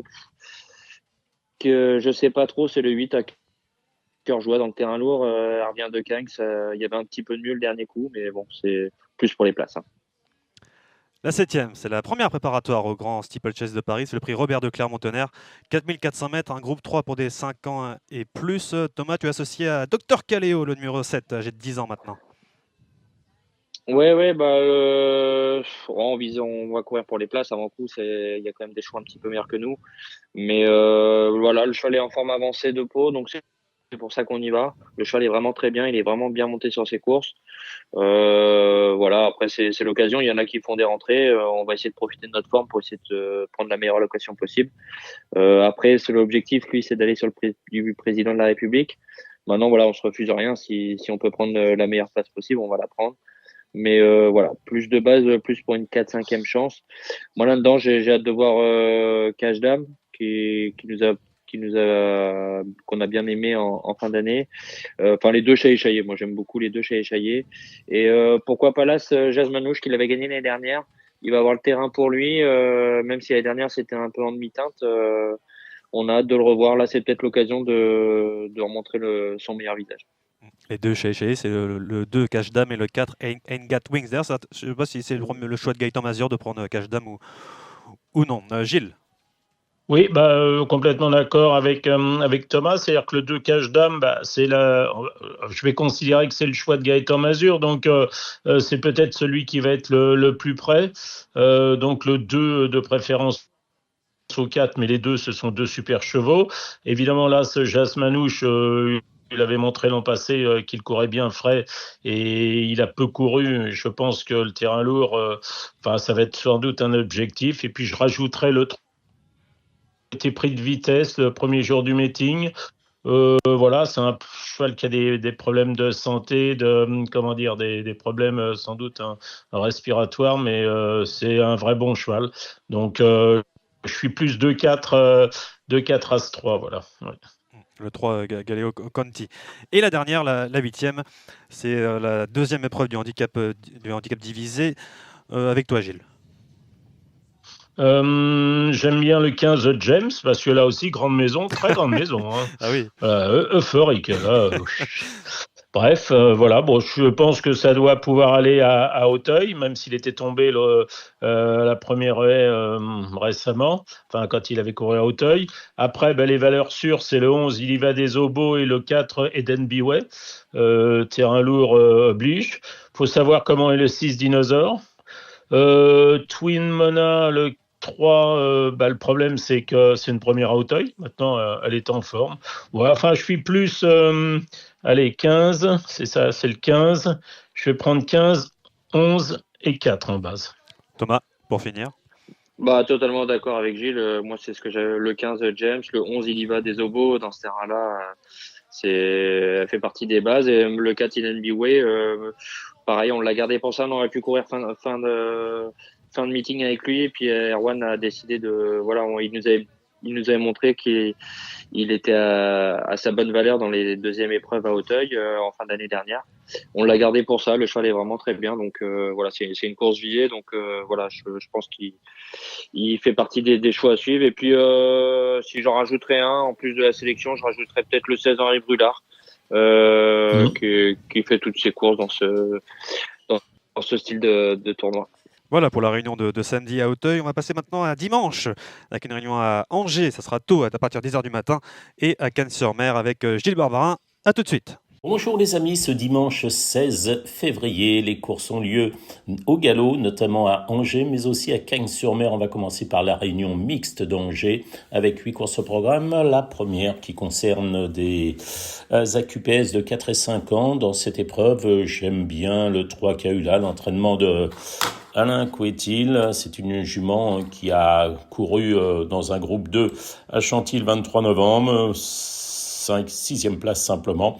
Auparavant, elle avait triomphé à Saint-Brieuc, donc le gazon ne la dérange pas, un gazon lourd n'est pas pour les déplaire. Derrière, je mettrais peut-être là ce Cape to Win, l'entraînement de Valérie Seigneau, le 6 Loustic de Siergue, voire le 2 Kim Dulébo, mais d'autres ont bien sûr des chances.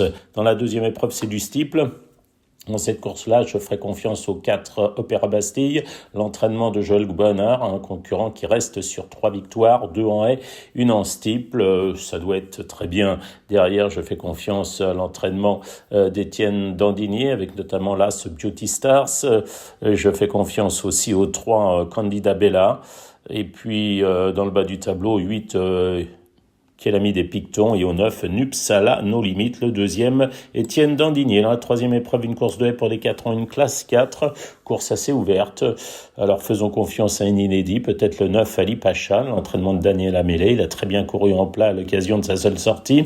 Je fais confiance aussi au 4, Oxmo du Matan, au 5, Le Grand Luxe, Étienne Dandigné. Il y aurait incontournable. Et puis derrière, les deux du haut du tableau, l'As Make Sense et le 2, Lubersac. On passe à la quatrième épreuve du programme. Le 10, Precious Star, peut très bien courir à l'occasion de ses débuts en haie. C'est une course pour des pouliches de 4 ans, 3400 mètres à couvrir. C'est une Daniela Benet, donc le 10, Precious Star. Derrière, écoutez, je ne sais pas, je ferai confiance comme ça au 9, Ezastar, l'entraînement de Dominique Bressou, et puis également une autre inédite, le 13, Ménilmuche, l'entraînement de Joël Boinard, parmi celles concourues, pourquoi pas le 4, l'Astronomie. La 5e épreuve du programme, il s'agit d'une course de haie, une classe 3 pour des 5 ans. Là, ce Kremlin a très bien couru plusieurs fois, que ce soit en plat, que ce soit en haie, notamment à Pau, muni d'œillères australienne. Il doit pouvoir s'imposer. Attention aussi aux chevaux de qualité que sont le 5 Jarry Lord et le 6 Light Wave. Pour la 6e épreuve du programme, là encore une course de haie, 4100 mètres à couvrir. Le 4 Confiance à l'aile aura ma préférence. Derrière, je me méfierai du 5 Hooker de Brennus, capable de se réhabiliter. Le 7 Journée de la femme est également une possibilité, tout comme le 2 Jaguar des Obos. On passe ensuite à la 7e course du programme, le prix Metatero. C'est une course de steeple, une classe 2 pour des 4 ans, très ouverte. Timidement le 7 Santana Beach, l'entraînement d'Étienne Dandigné. Derrière, pourquoi pas le 5 Vamos à la Playa. Et on va terminer par la 8e épreuve. Là aussi, c'est une course de steeple. Le 5 Mandarin Bosque aura ma préférence devant le 4 Jacques Camara. Bon jeu. Cagnes-sur-Mer de ce dimanche 16 février. Une réunion très intéressante avec 8 courses au programme. Parmi ces 8 courses, il y a notamment le prix Saunois qui est une liste d'adresses sur 1600 mètres PSF. Il y a également des courses comme le Policeman, qui est une classe 1 pour des 3 ans. Il y a également une classe 2 pour 3 ans sur 700 mètres PSF. Voilà, il y en a pour tout le monde. Il y a 3 handicaps également. Il y a un Méden. Bref, on va attaquer avec la première qui est un réclamé, 8 partants. Je ferai confiance au 7 millionnaire que Christian Demuro a monté dernièrement. Il doit pouvoir s'imposer cette fois-ci 2400 mètres. Bon, il a le 8 dans les stalles de départ. Ça ne devrait pas être un problème. Ils ne sont que 8. Je lui oppose principalement Forbidden Secret, le 3, associé à Alexis Pouchin, qui est revenu de Hong Kong et qui, après quelques jours de vacances, monte à Cagnes-sur-Mer ce dimanche. La 2e épreuve, il s'agit d'une classe 2, le prix Georges Chandor pour les 3 ans. Ça devrait être un match entre le 8 The Doctor et le 4 Awen Shangao, qui a bien gagné l'autre jour. Ces deux-là sont, à mon avis, un peu au-dessus de la mêlée. La 3e épreuve du programme, c'est le Policeman, une classe 1 pour des 3 ans. Sur 2150 mètres, là encore 8 partants. Dans cette épreuve, Hillary King n'a contre lui que de rendre 1 kilo et de courir pour la 4e fois dans le meeting.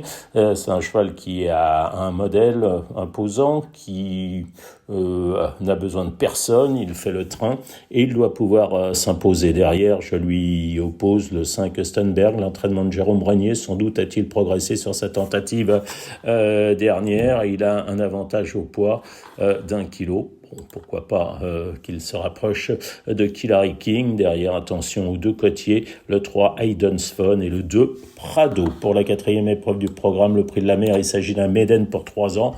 Je vois mal le 4 Las Calaoun battu. Le pensionnaire de Jean-Claude Rouget fait belle impression lors de ses débuts et il doit pouvoir s'imposer. Derrière, peut-être de nouveaux progrès de la part du 7 Burnaway, à moins que le 2 Apocalypse fasse plaisir à Philippe Decou, dont tous les pensionnaires sont en forme et ils sont très beaux. La 5e épreuve du programme, 1500 mètres à parcourir pour des 4 ans et plus. Peut-être que j'espérais, c'est encore la clé de ce handicap, puisqu'il présente notamment Watzel Shop, le 3, qui reste sur 2 succès sur ce tracé. Bien sûr, la situation au poids n'est plus la même. Attention à Ren Runner, le 12. L'entraînement de Damien Artu, elle a très bien couru dernièrement. Je ferai confiance aussi aux autres paris, c'est-à-dire le 10 El Professeur Shop et aussi au 5 White Shop de retour sur le gazon. On peut citer également le 4 Sakara qui a très bien couru en dernier lieu. La 6e épreuve du programme, c'est le Senois avec la présence du roi de Cagnes. C'est Hooking, double tenant du titre. Il cumule les succès, que ce soit sur 16, sur 2000 mètres. Alors, il a 9 ans, mais il est toujours performant. Attention quand même, il faudra battre le 8 No Lunch. Pour la 7e épreuve du programme, il s'agit d'un handicap sur 1500 mètres. Là encore, Jess Paris est bien armé avec le 2 Wind and Change. Une victoire, 2 accessibles pour ce représentant de Philippe Walter. Il doit encore pouvoir bien faire. Je lui oppose le 11 Éternel, qui aura préféré un terrain plus souple. Le 7 Colby Shop, aussi l'entraînement d'Elias Michaelides. Et puis l'autre pensionnaire de Jess Paris, le 13 Braveheart, que je ne condamne pas sur South Sarty de Marseille Borelli. On va terminer par la 8e épreuve du programme avec la présence du 13 Paco, que j'ai bien aimé dernièrement. Il aime bien le gazon. Certes, selon certains, c'est la découpe du handicap qui n'a pas lui été favorable. Moi, je crois que c'est pas un problème. Le 6 Talisman Touch a contrôlé de courir de façon très rapprochée. Il enchaîne les sorties. Bref, c'est le cas aussi de l'ACC Transformé, qui est très bien en ce moment et qui doit pouvoir encore bien faire. Attention, évidemment, au 7 Gratian Star. Voilà, c'est fini pour cette réunion de Cagnes du 16 février. Je vous souhaite de faire de bons jeux et surtout de toucher.